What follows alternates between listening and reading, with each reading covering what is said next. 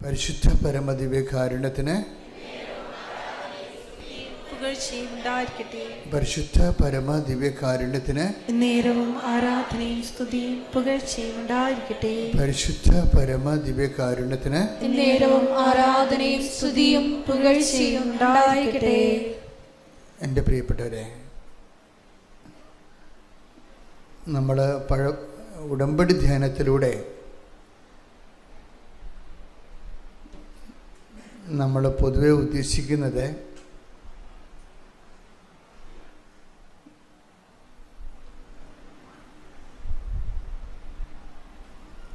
നമ്മുടെ വിജ്ഞാനം വർദ്ധിപ്പിക്കുക എന്നതിനേക്കാൾ ഉപരി ഇതിൻ്റെ മെക്കാനിസം പഠിക്കുക എന്നുള്ളതാണ് ഉടമ്പടി ധ്യാനത്തിൻ്റെ ഒരു ഉദ്ദേശം. അറിവ് വർദ്ധിപ്പിക്കുക. ഇപ്പോൾ സ്കൂളിലൊക്കെ നമ്മൾ പഠിക്കുമ്പോൾ സ്കൂളിലെ സിലബസിനെ കുറിച്ച് പൊതുവെയുള്ള അഭിപ്രായ വ്യത്യാസം എന്ന് പറയുന്നത്, സ്കൂളിലെ സിലബസുകളെല്ലാം തിയറട്ടിക്കൽ ലെവലിലാണ്. അത് ആപ്ലിക്കേഷൻസ് ഇല്ല, അതിൻ്റെ വർക്ക് ഓറിയൻറ്റഡ് അല്ല എന്നുള്ളതാണ്. അത് പ്രാക്ടിക്കാലിറ്റി ഇല്ലാത്തതാണ്. അപ്പോൾ അറിവിന് വേണ്ടി മാത്രം പഠിക്കുന്ന തിയറട്ടിക്കൽ ലെവലാണ് സ്കൂളിലെ വിദ്യാഭ്യാസം എന്നൊരു കംപ്ലൈൻ്റ് ഉണ്ട് പൊതുവേ.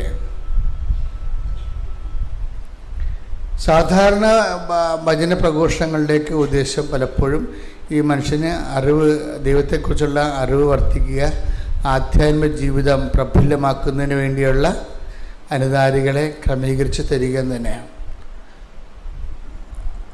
അതിൻ്റെ സ്വാഭാവികമായിട്ടുള്ള ഉദ്ദേശം എന്ന് പറയുന്നത്, അറിവ് നമുക്ക് അനുഭവം തരണം. അറിവിൻ്റെ ഉദ്ദേശം എന്താ?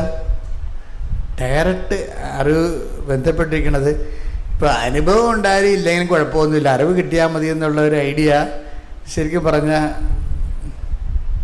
ഒരു മതവിദ്യാഭ്യാസത്തിൻ്റെ ഐഡിയ അല്ലത്. മതവിദ്യാഭ്യാസത്തിൽ എപ്പോഴും അറിവിന് അനുഭവം ഉണ്ടാകണം. അനുഭവം നമുക്ക് എന്താ തരണത്? വ്യക്തികൾക്ക് അനുഭവം ബോധ്യം നൽകും, അല്ലേ? ഈ ബോധ്യം നമ്മൾക്ക് എന്താ തരണത്? രണ്ട് ബോധ്യങ്ങൾ നമുക്കൊരു വ്യക്തിക്ക് കിട്ടാൻ സാധ്യതയുണ്ട്. ഒരു വ്യക്തിക്ക് രണ്ട് ഫാക്കൽറ്റി ഉള്ളത് കൊണ്ടാണ്. ഒന്ന്, ഒരു ഫാക്കൽറ്റി എന്താണ്? നമ്മുടെ ബുദ്ധി, അല്ലേ, ഇൻ്റലക്റ്റ്. മറ്റൊരു നമ്മുടെ വൈകാരികമായ മേഖല, വില്ല്, മനസ്സ്. രണ്ട് ഫാക്കൽറ്റി ഉണ്ട്.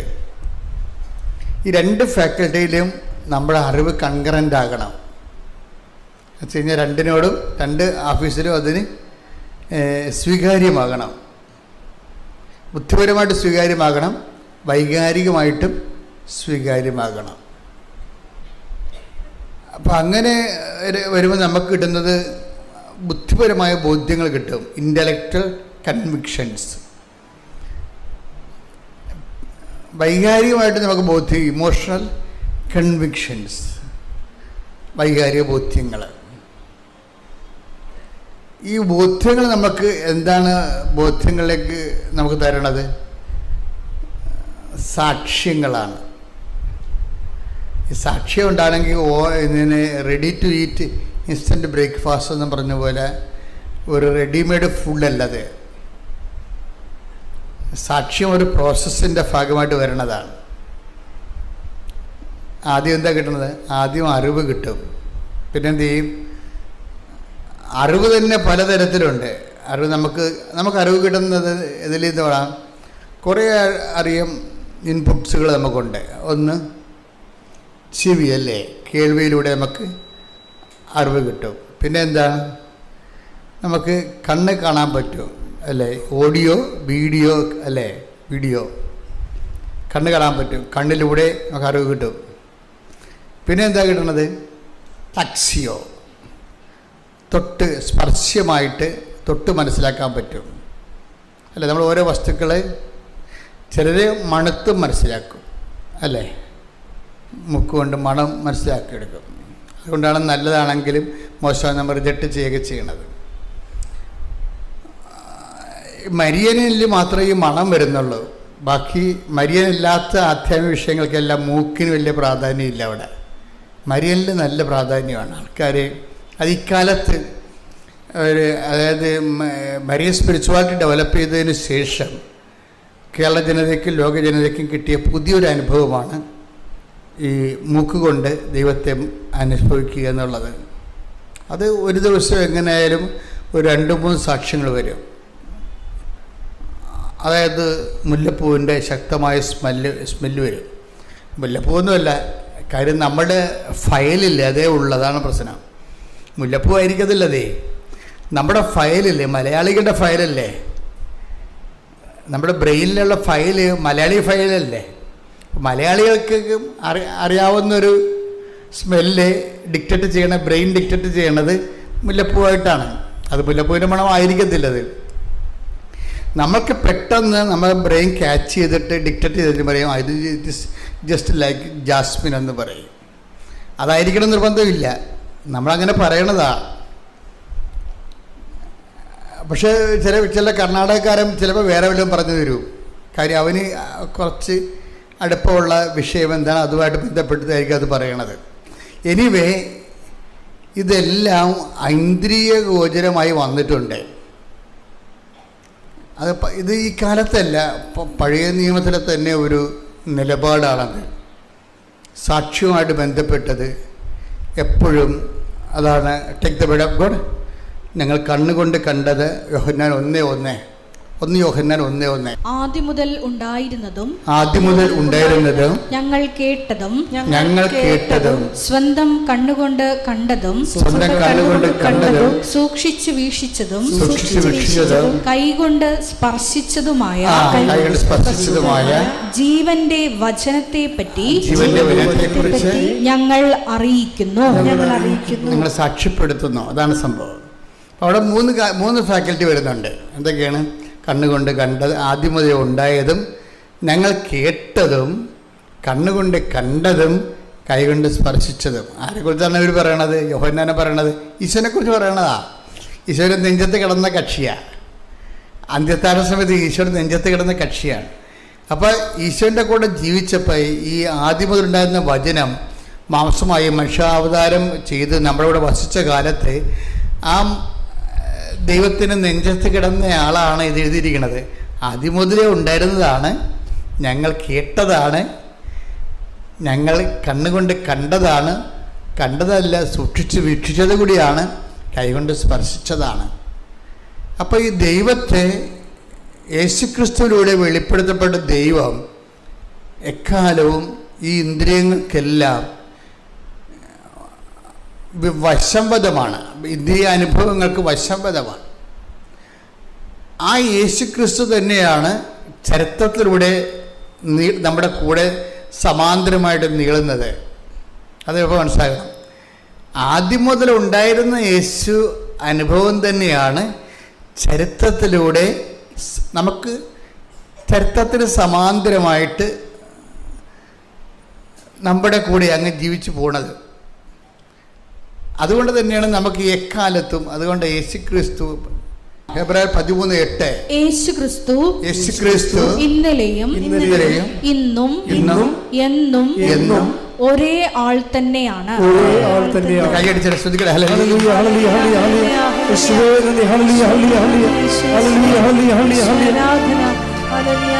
അപ്പോൾ അതായത് ഭൂതകാലത്തിൽ നിന്ന് വർത്തമാനകാലത്തിൽ നിന്ന് കാര്യത്തിലൂടെ അങ്ങ് ഭാവിയിലേക്ക് ഇങ്ങനെ നീണ്ടു പോവുകയാണ്.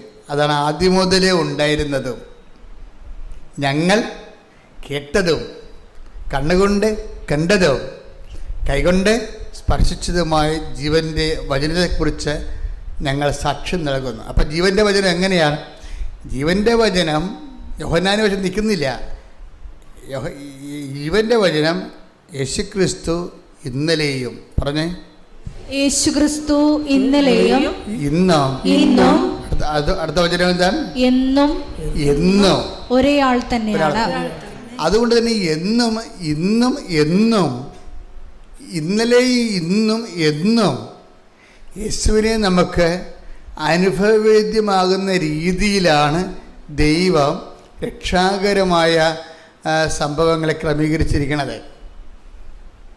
അതുകൊണ്ട് തന്നെയാണ് ഞാൻ പലപ്പോഴും നിങ്ങളോട് സംസാരിക്കുമ്പോൾ ഇതിൻ്റെ മെക്കാനിസം പറയണത്. എങ്ങനെയാണ് ദൈവത്തെ അനുഭവിക്കുന്നത്, അവർ അറിവിൻ്റെ തലത്തിൽ നിർത്താതെ എല്ലാത്തിനും ഇങ്ങനെ അപ്ലൈഡ് പറയും. അപ്ലൈഡ് തിയോളജി, അപ്ലൈഡ് അനുഭവ ദൈവശാസ്ത്രം പറയും.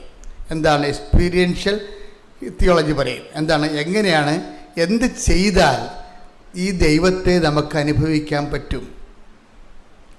ആദ്യം മുതലുണ്ടായിരുന്നതും ഇന്ന് ഉള്ളതും നാളെ ഉണ്ടാകുന്നതുമായ ഈ ദൈവാനുഭവത്തെ എങ്ങനെ നമുക്ക് അവകാശമാക്കാൻ പറ്റും. അതിൻ്റെ റോൾ ഓഫ് ദി കവനൻറ്റ്, അതിന് ആ ഒരു ലക്ഷ്യത്തിന് വേണ്ടിയുള്ള ഉടമ്പടിയുടെ റോൾ എന്താണ്, അതാണ് ഞാൻ പലപ്പോഴും നിങ്ങളോട് സംസാരിക്കുന്നത്. അല്ല, ഒരു പ്രാർത്ഥന സബ്ജക്റ്റിനേക്കാൾ ഉപരി ഈ ആദ്യം മുതലേ ഉണ്ടായിരുന്നതും ഇന്നുള്ളതും നാളത്തെ മനുഷ്യന് അനുഭവിക്കുക. ഇപ്പം നമ്മുടെ കാലം കഴിയുമ്പോൾ വേറെ ഒരു തലമുറയുടെ വരത്തില്ലേ, അവർക്കും അനുഭവിക്കാൻ പറ്റുന്ന രീതിയിൽ ഓരോ വ്യക്തികളും കൈവരിക്കേണ്ട ചില അനുഭവ തലങ്ങളുണ്ട്. എങ്ങനെ യേശുവിനെ അനുഭവിക്കാൻ പറ്റും, അതാണ് പലപ്പോഴും റോൾ ഓഫ് ദി കവനൻ്റായിട്ട് വരണത്. കവനൻ്റിൻ്റെ ഉദ്ദേശം എന്താണ്? ഇപ്പോൾ ഞാനെപ്പോഴും നിങ്ങൾ പറയും, ഉടമ്പടി ഒരു ചൊല്ലുന്ന പ്രാർത്ഥനയല്ല, പിന്നെ എന്താ പറയുക, ചെയ്യുന്ന പ്രവൃത്തിയാണ്. അതാണ് എപ്പോഴും അതിന് പ്രഖ്യാപിതമായ ഒരു പഠനമാണത്. ചെല്ലുന്ന പ്രാർത്ഥനയല്ല, ചെയ്യുന്ന പ്രവൃത്തിയാണ്. ഇപ്പോൾ ഉടമ്പടിയിലേക്ക് വരുമ്പോൾ അതുകൊണ്ടാണ് കഴിഞ്ഞ ദിവസങ്ങളിൽ ഇവിടെ ഒരു സാക്ഷി ഉണ്ടായിരുന്നു. ഞാനിവിടെ ഇവിടെ ആൾക്കാരെ കേട്ടുനിന്ന സാക്ഷി ഇതാണ്. അതായത് ഒരു പയ്യൻസ് പറയുകയാണ്, ഞങ്ങളുടെ വീട്ടിൽ സ്വർഗസ്ഥ പിതാവ് ഒഴിച്ച് ബാക്കി എല്ലാ പ്രാർത്ഥനയും പപ്പ ബാൻ ചെയ്തിരിക്കണമെന്ന്.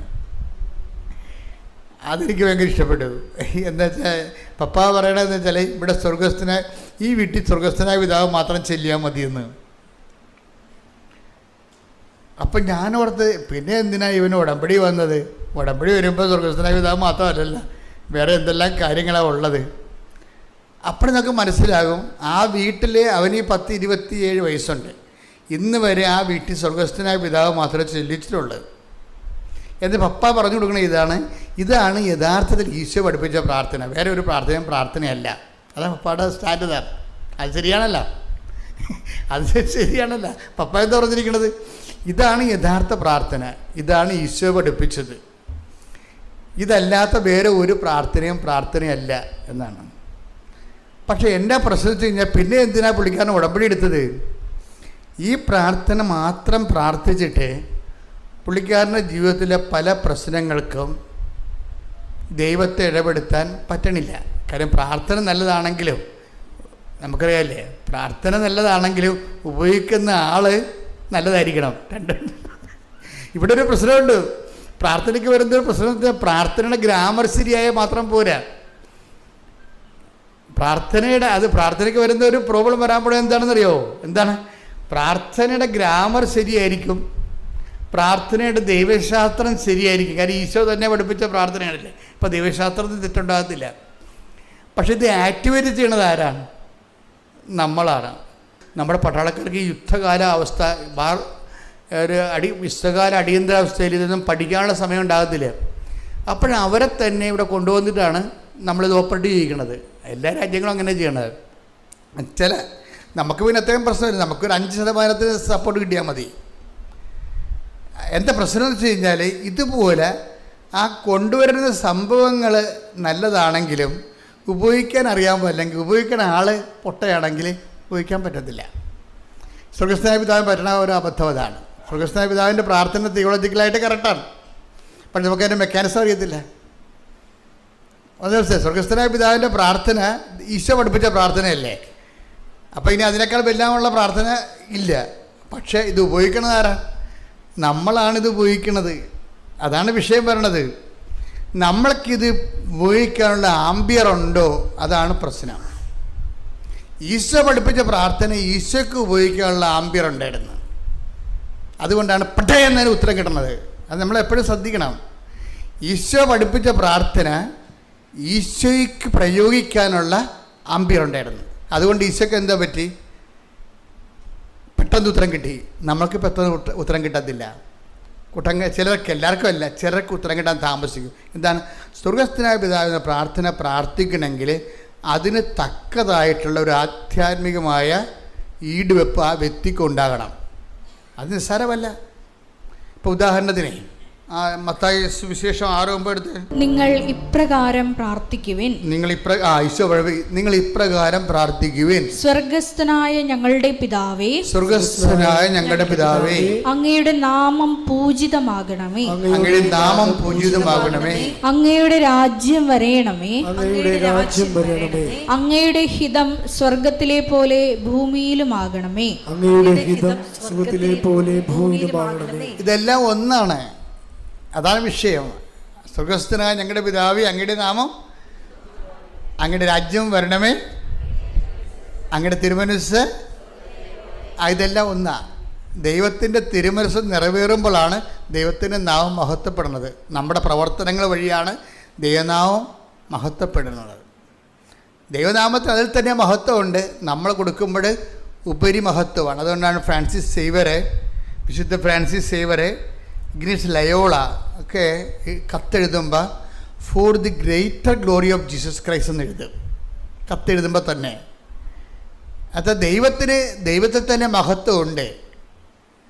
പിന്നെ നമ്മുടെ പ്രവർത്തനങ്ങളാലും ദൈവഹിതം നമ്മൾ ഏറ്റെടുക്കാനുള്ള നമ്മളുടെ ഡെസിബിലിറ്റി, നമ്മൾ അതിനോടുള്ള ഒരു പ്രത്യേകമായ ഒരു സമർപ്പണം കാരണം നമ്മളുടെ പ്രവർത്തനങ്ങൾ വഴിയും ദൈവനാമം മഹത്വപ്പെടും. ആ മഹത്വത്തിന് ഉപരി മഹത്വം എന്നാണ് പറയണത്. അതുകൊണ്ട് വിശുദ്ധ ഫ്രാൻസിസ് സേവറും ഇഗ്നീഷ്യസ് ലയോളയും കത്തെഴുതുമ്പോൾ ഫോർ ദി ഗ്രേറ്റർ ഗ്ലോറി എന്ന് എഴുതാൻ കാര്യം, ഗ്ലോറി നമുക്ക് ചെയ്യാനുള്ള കാര്യങ്ങളെല്ലാം ഗ്രേറ്റർ ഗ്ലോറിയിലേക്കാണ് പോകുന്നത്. സ്വതവേ മഹത്വമുള്ള ദൈവത്തിൻ്റെ വാക്കുകൾ നമ്മൾ ഏറ്റെടുത്തിട്ട് ദൈവത്തിൻ്റെ മഹത്വം ഉണ്ടാകും.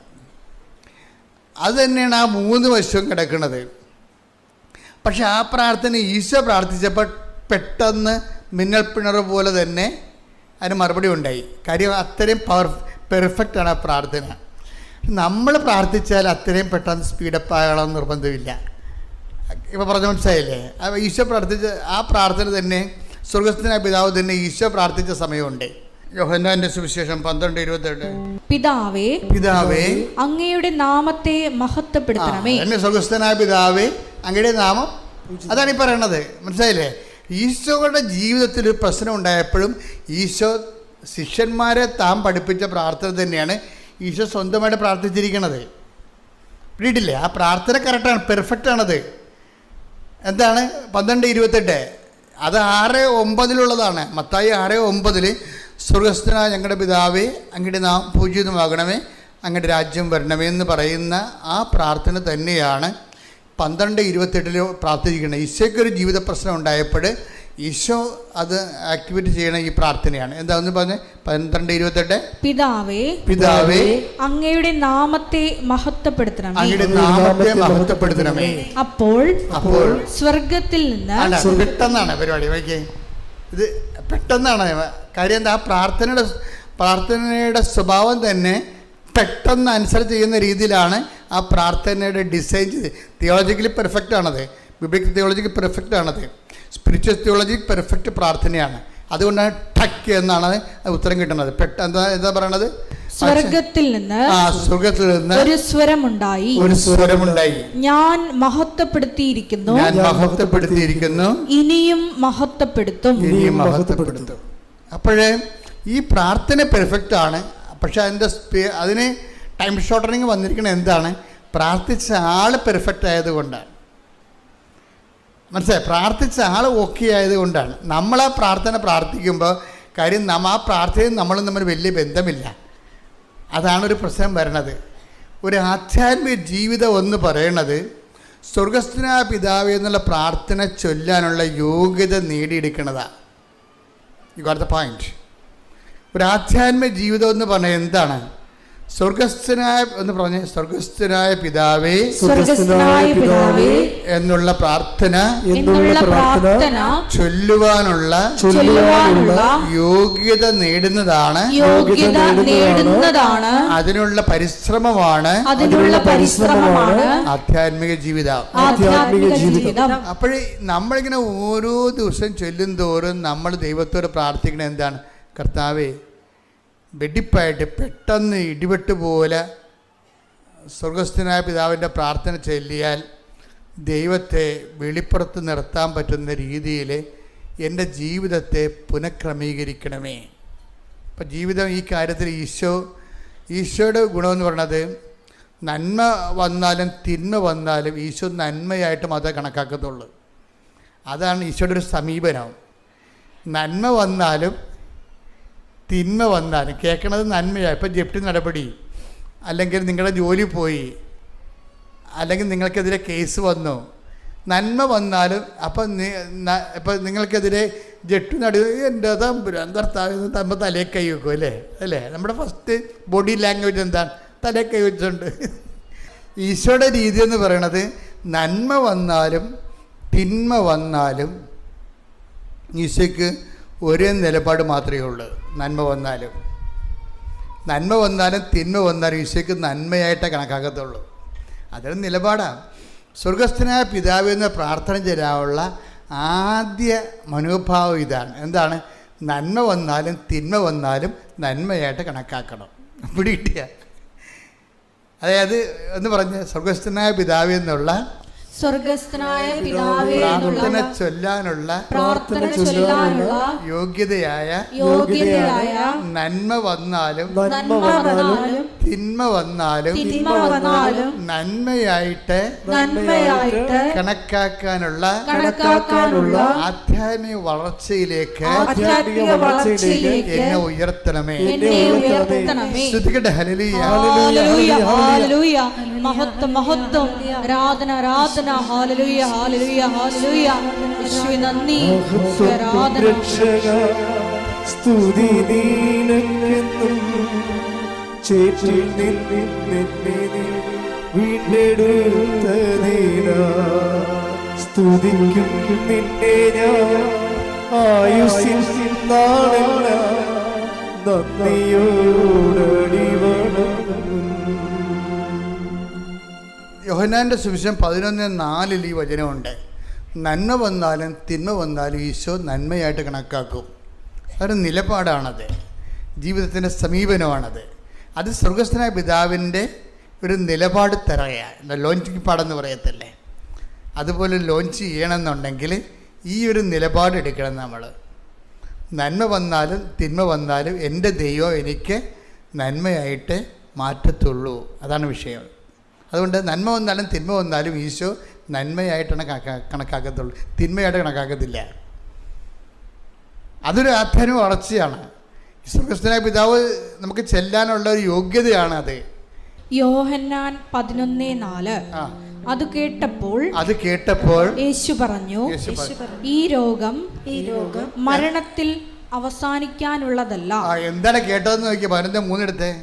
കർത്താവേ, ഇതാ അങ്ങ് സ്നേഹിക്കുന്നവൻ രോഗിയായിരിക്കുന്നു എന്ന് പറയാൻ ആ സഹോദരിമാർ അവന്റെ അടുക്കലേക്ക് ആളയച്ചു. അപ്പൊ ഇത് സംഗതി സീരിയസ് ആണ്. അപ്പടെ ഈശോയ്ക്ക് സ്വകാര്യമായിട്ടുള്ള അടുപ്പമൊക്കെ ഉള്ളത് ഈ ലാസറുമായിട്ടാണ്. ഒത്തിരി പേര് ഇങ്ങനെ നിക്കഡേമോസ് രാത്രി ഈശോനെ കാണാൻ വന്നിട്ടുണ്ട്. അങ്ങനെ വളരെ വിരലെണ്ണാവുന്ന ആൾക്കാരുമായിട്ട് മാത്രമേ കർത്താവിന് അതായത് പേഴ്സണൽ ഇൻറ്റിമസി ഉണ്ടാകത്തുള്ളൂ. ആ പേഴ്സണൽ ഇൻറ്റിമസി ഉണ്ടായിരുന്ന ഒരാളാണ് അത് ഈ ലാസർ എന്ന് പറയുന്ന ആളാണ്. അപ്പോൾ ഈ ലാസർ പെട്ടെന്ന് രോഗിയായിപ്പോയി. സത്യം പറഞ്ഞാൽ ലാസർ രോഗിയാണെന്ന് പറയുമ്പോൾ തന്നെ ലാസർ മരിച്ചു പോയായിരുന്നു. പക്ഷേ പറഞ്ഞ ആളിനെ അറിയത്തില്ല ആൾ മരിച്ചു പോയെന്ന്. അവർക്ക് ഇന്നലെ അയാൾ വീട്ടിൽ നിന്ന് ഇറങ്ങിയപ്പോൾ കിട്ടിയ ന്യൂസാണ് രോഗിയാണെന്നുള്ളത്. പക്ഷേ ഒരു 24 മണിക്കൂർ കഴിഞ്ഞില്ലേ, അതിനുള്ള ആൾ മരിച്ചു. അപ്പം കർത്താവിനറിയാം, കേട്ടപ്പോൾ തന്നെ മനസ്സിലായി ആൾ മരിച്ചു എന്ന്. പക്ഷേ ആ തിന്മയുള്ള സംഭവം, മരണം അല്ലെ രോഗം, എന്ന് പറഞ്ഞാൽ തിന്മയുള്ള ന്യൂസ് കേൾക്കുമ്പോൾ കർത്താവിൻ്റെ ഫസ്റ്റ് റെസ്പോണ്ട് എന്താ നോക്കിയേ? ഈ രോഗം മരണത്തിൽ അവസാനിക്കാനുള്ളതല്ല, പ്രത്യുത ദൈവത്തിന്റെ മഹത്വത്തിനും അതുവഴി ദൈവപുത്രൻ മഹത്വം പ്രാപിക്കുന്നതിനും വേണ്ടിയുള്ളതാണ്. അപ്പൊ എപ്പോഴും നമ്മൾ ശ്രദ്ധിക്കേണ്ടതെന്ന് വെച്ച് കഴിഞ്ഞാൽ ഒരു വിഷയത്തിൽ രണ്ട് മഹത്വം, ഒരു വെടിക്ക് രണ്ട് പക്ഷം എന്ന രീതിയിലാണ് സംഭവിക്കുന്നത്. എന്താണ് ഈ ഈശോ എപ്പോഴും മഹത്വം പറയുമ്പോൾ ഈശോ പറയണത് ആദ്യം പിതാവിൻ്റെ മഹത്വമാണ് പകർന്ന്, ആ പിതാവിൻ്റെ വക്ഷസ്സിലെ ഏകജാതനെ പകർന്ന് കിട്ടുന്ന പിതാവിൻ്റെ മഹത്വമാണ്. അപ്പം അതുകൊണ്ട് തന്നെ ഈ മഹത്വം എന്ന് വെച്ചാൽ ഇപ്പോൾ ലാസർ പെട്ടെന്ന് പരിശുദ്ധാത്മാവും ഈ പിതാവും പുത്രനും പരിശുദ്ധാത്മാവും ഒന്ന് തന്നെയാണല്ലോ, സത്തയിൽ ഏകമാണ്. അതുകൊണ്ട് തന്നെ ഇൻ്റർ കണക്റ്റഡ് ആയത് കാരണം ആ പരിശുദ്ധാത്മാവ് പുത്രനോട് അപ്പം തന്നെ കൊടുക്കും, ഇയാളെ എഴുന്നേൽപ്പിക്കാൻ നിനക്ക് കഴിയും. അങ്ങനെ പിതാവ് മഹത്വപ്പെടും. അങ്ങനെ പിതാവ് മഹത്വപ്പെടുന്നതിലൂടെ നീ മഹത്വപ്പെടും. നീ മഹത്വപ്പെടുന്നതിലൂടെ ജനങ്ങളെ നീ പുനരുത്ഥാനവും ജീവനുമാണെന്ന് വിശ്വസിക്കും. അല്ലെങ്കിൽ നീ ചുമ്മാ കേവല പ്രവാചകനായിട്ട് നിന്നെ കണക്കാകത്തുള്ളൂ. നിന്നെ ഒരു ദൈവപുത്രനായിട്ട് ജനങ്ങൾ മനസ്സിലാക്കണമെന്നുണ്ടെങ്കിൽ മരിച്ചവൻ ഉയർത്തെഴുന്നേറ്റ് വരണം, ജീവൻ നൽകാൻ കഴിയണം. അപ്പം അത് ജനങ്ങളെ കാണണം. അപ്പം നിൻ്റെ മഹത്വം ഇതിലൂടെ സംഭവിക്കും എന്ന് പരിശുദ്ധാത്മാ പറഞ്ഞു കൊടുക്കും. ഇപ്പം നമ്മുടെ ആധ്യാത്മിക ജീവിതത്തിലേക്ക് വരുന്നൊരു വിഷയം, പരിശുദ്ധാത്മാവിനെ നമ്മൾ മാറ്റം നിർത്തിക്കൊണ്ട് നമുക്കൊരു ആധ്യാത്മിക ജീവിതം സാധ്യമല്ല. എപ്പോഴും ശ്രദ്ധിച്ചേക്കണം. കാര്യം നിങ്ങൾ ആദ്യ കാലങ്ങളൊക്കെ കുഴപ്പമില്ല, അത്യാവശ്യം കഞ്ഞി വെച്ചൊക്കെ പോകുന്നല്ലാതെ നിങ്ങൾ കുറച്ച് ചെല്ലുമ്പോൾ കർത്താവ് പിന്നെ അതെല്ലാം പേയ്മെൻറ്റുകളാണ്. ഉടമ്പടി വിജയിക്കുന്ന അവിടെയാണ്. പേയ്മെൻ്റ് എന്ന് പറഞ്ഞാൽ എന്താണ്? ഇപ്പം നമ്മൾ ചില ആപ്പുകളൊക്കെ നമുക്ക് ഫ്രീ ആയിട്ട് അവർ പറയും, ഫ്രീ നിങ്ങൾക്ക് ടാക്സ് ഇതിന് പൈസ അടയ്ക്കണ്ട, നിങ്ങൾക്ക് ഡൗൺലോഡ് ചെയ്തെടുക്കാമെന്ന് പറയും. അപ്പോൾ 5 പൈസ മുടക്കാതെ നമ്മൾ ഡൗൺലോഡ് ചെയ്തെടുക്കും.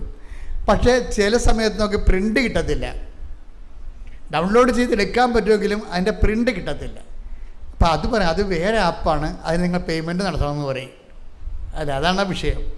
അപ്പോൾ കോംപ്ലിക്കേറ്റഡ് കുറച്ചുകൂടി ദൈവികമായ കുറച്ച് സീരിയസ് മേഖലയിലേക്ക് പ്രവേശിക്കുമ്പോൾ ദൈവം പറയും അതെല്ലാം പേയ്മെൻറ്റാണ്, അതിന് നിങ്ങൾ ഇങ്ങനെ ILTS പ്രാർത്ഥിച്ചുകൊണ്ട്, വസ്തുവിക്കാൻ പ്രാർത്ഥിച്ചുകൊണ്ട്, അത് നടന്നുകൊണ്ട്, അങ്ങനെ കേവല ക്രിസ്ത്യാനികളായതുകൊണ്ട് മാത്രം കാര്യമില്ല.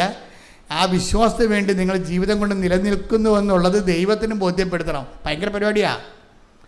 ഇപ്പോൾ നമുക്കൊരു ILTS പാസ്സാകാനോ അല്ലെങ്കിൽ ഇപ്പോൾ 10-50 കൊല്ലമായിട്ട് വിൽക്കാത്ത പറമ്പ് വിൽക്കാനോ, അതുപോലെ തന്നെ 20 കൊല്ലമായിട്ട് മക്കളില്ലെങ്കിൽ മക്കളെ ജനിപ്പിക്കാനോ മക്കളെ തരാനോ അതൊന്നും ഒരു പ്രശ്നമല്ല. പക്ഷേ ദൈവത്തെ കിട്ടണമെന്നുണ്ടെങ്കിൽ അതിൻ്റെ സൊല്യൂഷൻസ് വേറെ. ക്യാഷ് ആൻഡ് കൈൻഡായിട്ട് വേറെ കിട്ടണമെങ്കിൽ കുഴപ്പമില്ല. പക്ഷേ ദൈവത്തെയാണ് നീ ലക്ഷ്യം വെക്കണമെന്നുണ്ടെങ്കിൽ നീ ആ ദൈവത്തിന് വേണ്ടി ജീവിക്കുമെന്നും, കാര്യം നിത്യത ഗ്യാരണ്ടി ഉള്ള കാരണം നിത്യതയിലേക്ക് പ്രവേശിക്കുന്നതിന് മുമ്പ് നിനക്ക് നിത്യത തരുന്ന ദൈവത്തെക്കുറിച്ച് നീ അറിയണം, വ്യക്തിപരമായിട്ട് അറിയണം. അപ്പം അതുകൊണ്ട് അതിൽ ഇലക്കെ നീ നിലനിൽക്കുമോ? ചില അനുഗ്രഹങ്ങൾ നിനക്ക് തരാതിരുന്നത് കൊണ്ട് നീ വിശ്വാസം ഒന്ന് പോകുമോ? ഇപ്പം ജോലി കിട്ടണില്ല, എന്നാൽ പിന്നെ ഞാൻ ഉടമ്പടി അവസാനിപ്പിച്ചേക്കാം എന്ന് പറഞ്ഞാൽ നിനക്ക് പോകാം. പക്ഷേ ആ ഒരു 0 ഹവറിൽ പരിശുദ്ധാത്മാവ് ഉണ്ടെങ്കിൽ മാത്രമേ പറയുന്നത് മനെ പോകരുത്. ഇപ്പോഴത്തെ പറയുന്ന ഗ്യാപ്പെന്ന് പറയണത് നീ ഈ വസ്തുക്കളിൽ നിന്നുള്ള പിടുത്തം വിട്ടിട്ട് ദൈവത്തെ തന്നെ പ്രധാനപ്പെട്ട വ്യക്തിയായിട്ട് കരുതിക്കൊണ്ട് ദൈവത്തെ നീ സ്വീകരിക്കാൻ വേണ്ടിയുള്ള ഒരു ഗ്യാപ്പാണ് ഈ ഡിറ്റാച്ച്മെൻറ്റ് വരണത്. പറഞ്ഞ കാര്യങ്ങളൊന്നും നടക്കത്തില്ല, പ്രാർത്ഥിക്കുന്ന കാര്യങ്ങളൊന്നും നടക്കത്തില്ല. സെക്കൻഡ് സെക്ഷനിലേക്ക് വരുമ്പോൾ അങ്ങനെ സംഭവിക്കുന്നത്. സെക്കൻഡ് സെക്ഷനിൽ പ്രാർത്ഥിക്കുന്ന കാര്യങ്ങളൊന്നും നടക്കത്തില്ല. അപ്പം ചില അണ്ണന്മാർക്ക് പരിശുദ്ധാത്മാവുള്ള കാരണം അവർക്കറിയാം, പരിശുദ്ധാത്മാവ് അവർക്ക് നോട്ട് കൊടുക്കും, കുഴപ്പമില്ല ഇപ്പം നടക്കത്തില്ലെന്നേ ഉള്ളൂ, ഇതൊക്കെ നടക്കും, നീ ഇതിൻ്റെ പേരിൽ ദൈവത്തെ ഇട്ടിട്ട് പോകരുത്, നഷ്ടമായിരിക്കും. പരിശുദ്ധാത്മാവ് ഉപദേശകനാണ് ശരിക്കും പറഞ്ഞാൽ. പരിശുദ്ധാത്മാവ് ഇപ്പം ലാസർ മരിച്ചുപോയി, ഉടനെ പരിശുദ്ധാത്മാവ് ഈശോനോട് ഉപദേശം കൊടുക്കും, ഇതൊക്കെ ഒന്നും കാര്യമില്ല, ഇത് പിതാവ് മഹത്വപ്പെടാൻ വേണ്ടിയുള്ള സമയമാണ്, അതുവഴി നീയും മഹത്വപ്പെടാൻ വേണ്ടിയുള്ളതാണ്. അപ്പോൾ ബി കറേജിയസ്. ആ പരിശുദ്ധാത്മാവിൻ്റെ ആനന്ദം എന്ന് പറയുന്നത് ഇങ്ങനെയുള്ള സമയത്ത് ഈ ആനന്ദമൊക്കെ ആവശ്യമായി വരേണ്ടത്. ഗലാത്യർ 5:22 എന്നാൽ ആത്മാവിന്റെ ഫലങ്ങൾ സ്നേഹം ആനന്ദം സമാധാനം. മതി, ഇത്രയും മതി. കണ്ട, ആത്മാവിന്റെ ഫലങ്ങൾ പറഞ്ഞ സ്നേഹം ആനന്ദം സമാധാനം. അപ്പൊ ഈ ലാസ്റ്റർ മരിച്ചു, സ്നേഹിതനായ ലാസ്റ്റർ മരിച്ചു പോയിട്ടും ഈശോയ്ക്ക് സമാധാനത്തിന് കേടൊന്നും ഇല്ല. ഉണ്ടാ? ഇല്ല. എന്താ കാര്യം? പരിശുദ്ധാത്മാവിൻ്റെ ഉപദേശമുണ്ട്. ഈ രോഗം മരണകാരണം അല്ല, പിതാവ് മഹത്വപ്പെടാനുള്ളതാണ്. ഈ പിതാവിൻ്റെ മഹത്വം എന്ന് പറഞ്ഞാൽ പൂർണ്ണതയുള്ള മഹത്വമാണ് ഈ വരാൻ പോണത്. കാര്യം എന്ന് കഴിഞ്ഞാൽ ഏകജാതൻ്റെ മഹത്വമാണ്. ഏകജാതൻ്റെ മഹത്വം എന്ന് പറഞ്ഞാൽ പിതാവായ മഹത്വപ്പെടുന്ന സ്ഥലത്ത് വെച്ചാണ് ഏകജാതിന് ഓട്ടോമാറ്റിക്കായിട്ട് മഹത്വപ്പെടുന്നത്. ഇതൊരു വളരെ സീരിയസ് ആയിട്ട്, അതായത് ഈ പിതാവിനെ മാറ്റി നിർത്തിക്കൊണ്ട് എല്ലാവർക്കും ഉള്ള ജീവിതം എന്ന് പറയുന്നത് യേശുവിൽ മാത്രം അടിസ്ഥാനപ്പെടുത്തിയുള്ള ജീവിതമാണ്. മനസ്സിലായില്ല? അതെപ്പോഴും നമ്മൾ വളരെ ശ്രദ്ധിക്കണം. നമ്മുടെ ആധ്യാത്മിക ജീവിതം യേശുവിൽ മാത്രം അടിസ്ഥാനപ്പെടുത്തിയല്ല, അൾട്ടിമേറ്റായിട്ട് ഇത് പിതാവ്. ഇപ്പം ഞങ്ങളൊക്കെ, ഇപ്പം എൻ്റെയൊക്കെ കാര്യം പറയാം. ഞാൻ പിതാവുമായിട്ട് ഭയങ്കര ബന്ധമുള്ള ആകാൻ ആഗ്രഹിക്കുന്ന ഒരാളാണ്. ഞാൻ എന്ത് പറഞ്ഞാലും പിതാവിനെ വിളിച്ച് പ്രാർത്ഥിക്കും. ഞാനൊരു പള്ളി പണിതപ്പോൾ ആദ്യമേ പിതാവിൻ്റെ രൂപമാണ് കൊണ്ട് മൊളിവിച്ചത്. I know who is father. ഒരു പള്ളി പണിതാണ്, പള്ളി വാതിക്കൽ തന്നെ വെച്ചിരിക്കുന്നത് പിതാവായ ദൈവത്തിൻ്റെ രൂപമാണ്. അത് കഴിഞ്ഞാൽ പിതാവായ ദൈവം നമ്മളെല്ലാവരും ജോലി വേല കാര്യങ്ങളെല്ലാം എടുക്കുന്നത് ഒറ്റ കാര്യത്തിന് വേണ്ടിയാണ്. എന്താണ്? പിതാവിൻ്റെ മഹത്വപ്പെടുത്തി. ഈശോ ഈ ഭൂമി ജീവിച്ചിരുന്ന സമയത്ത് മുഴുവൻ ജോലി ചെയ്തിരുന്നതിൻ്റെ ഒറ്റ കാര്യം എന്താ? പിതാവിനെ വിളിക്കുമ്പോൾ ചങ്കറിഞ്ഞങ്ങ് വിളിക്കണം. സ്വർഗസ്ഥനായ ഞങ്ങളുടെ പിതാവേ, എന്താ പറയണത്? അങ്ങയുടെ നാമം പൂജിതമാകണം. എന്താ? എൻ്റെ പ്രവർത്തനങ്ങളിലൂടെ എനിക്ക് നഷ്ടം വന്നാലും ലാഭം വന്നാലും എനിക്ക് സന്തോഷം വന്നാലും സങ്കടം വന്നാലും അങ്ങയുടെ നാമം, അതാണ് വിഷയം. അത് വിഷയമാണ്. മനസ്സിലായില്ലേ?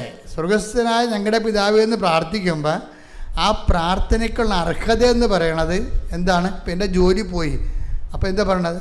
ഇപ്പോൾ ഈശോ ലാസ്റ്റർ മരിച്ചു എന്ന് പറയുമ്പോൾ പിതാവേ, ഇപ്പോൾ മനുഷ്യപുത്രൻ മഹത്വപ്പെടാൻ പോകുന്നു, പിതാവായ ദൈവവും അവന് മഹത്വപ്പെടാൻ പോകുന്നു.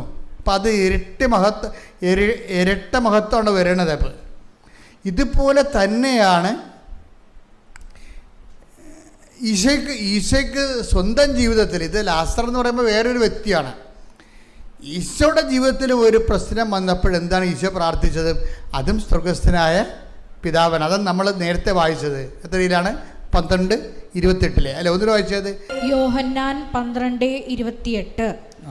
പിതാവേ, അങ്ങയുടെ നാമത്തെ മഹത്വപ്പെടുത്തണമേ. അപ്പോൾ സ്വർഗത്തിൽ നിന്ന് ഒരു സ്വരമുണ്ടായി, ഞാൻ മഹത്വപ്പെടുത്തിയിരിക്കുന്നു, ഇനിയും മഹത്വപ്പെടുത്തും. ഒരു വ്യക്തിക്ക് സർവൈവ് ചെയ്യാനുള്ള എല്ലാം ക്രിസ്തുവിലുണ്ട്. അതില്ലെങ്കിൽ നമ്മൾ അവർക്കത് പറഞ്ഞു കൊടുക്കും. ക്രിസ്തു ഒരു വ്യക്തി സർവൈവ് ചെയ്യാൻ ആവശ്യമായ എല്ലാം ക്രിസ്തുവിലുണ്ട്. ചില വ്യക്തികൾക്ക് വേണ്ടി പ്രാർത്ഥിക്കാൻ നമുക്ക് പറ്റത്തില്ല. പ്രാർത്ഥിക്കാം, പക്ഷെ ആ വ്യക്തികളിൽ നമ്മൾ വിചാരിക്കുന്ന അത്രയും പ്രാർത്ഥനയുടെ ഫലങ്ങൾ ആ വ്യക്തിക്ക് സ്വീകരിക്കാൻ പറ്റത്തില്ല. അപ്പം നമ്മളെന്ത് ചെയ്യും? നമ്മളത് ഉപ്പായിട്ട് വെഞ്ചരിച്ച് അവർക്ക് കൊടുക്കും. മനസ്സിലായില്ലേ? ഈ വെഞ്ചരിപ്പ് നേർച്ച വസ്തുക്കളിലൊക്കെ ഗുണങ്ങൾ അതാണ്. നേർച്ച വസ്തുക്കളൊക്കെ എന്താ ചെയ്യണത്? നിങ്ങൾക്കറിയാം, നേരത്തെ ഉപ്പല്ല നമ്മൾ കൊടുക്കണത്. നിങ്ങൾ ഓർക്കരുത് ഉപ്പ് വെഞ്ചരിച്ച് കൊടുത്ത് പറയരുത്. എന്താ ചെയ്യണത്?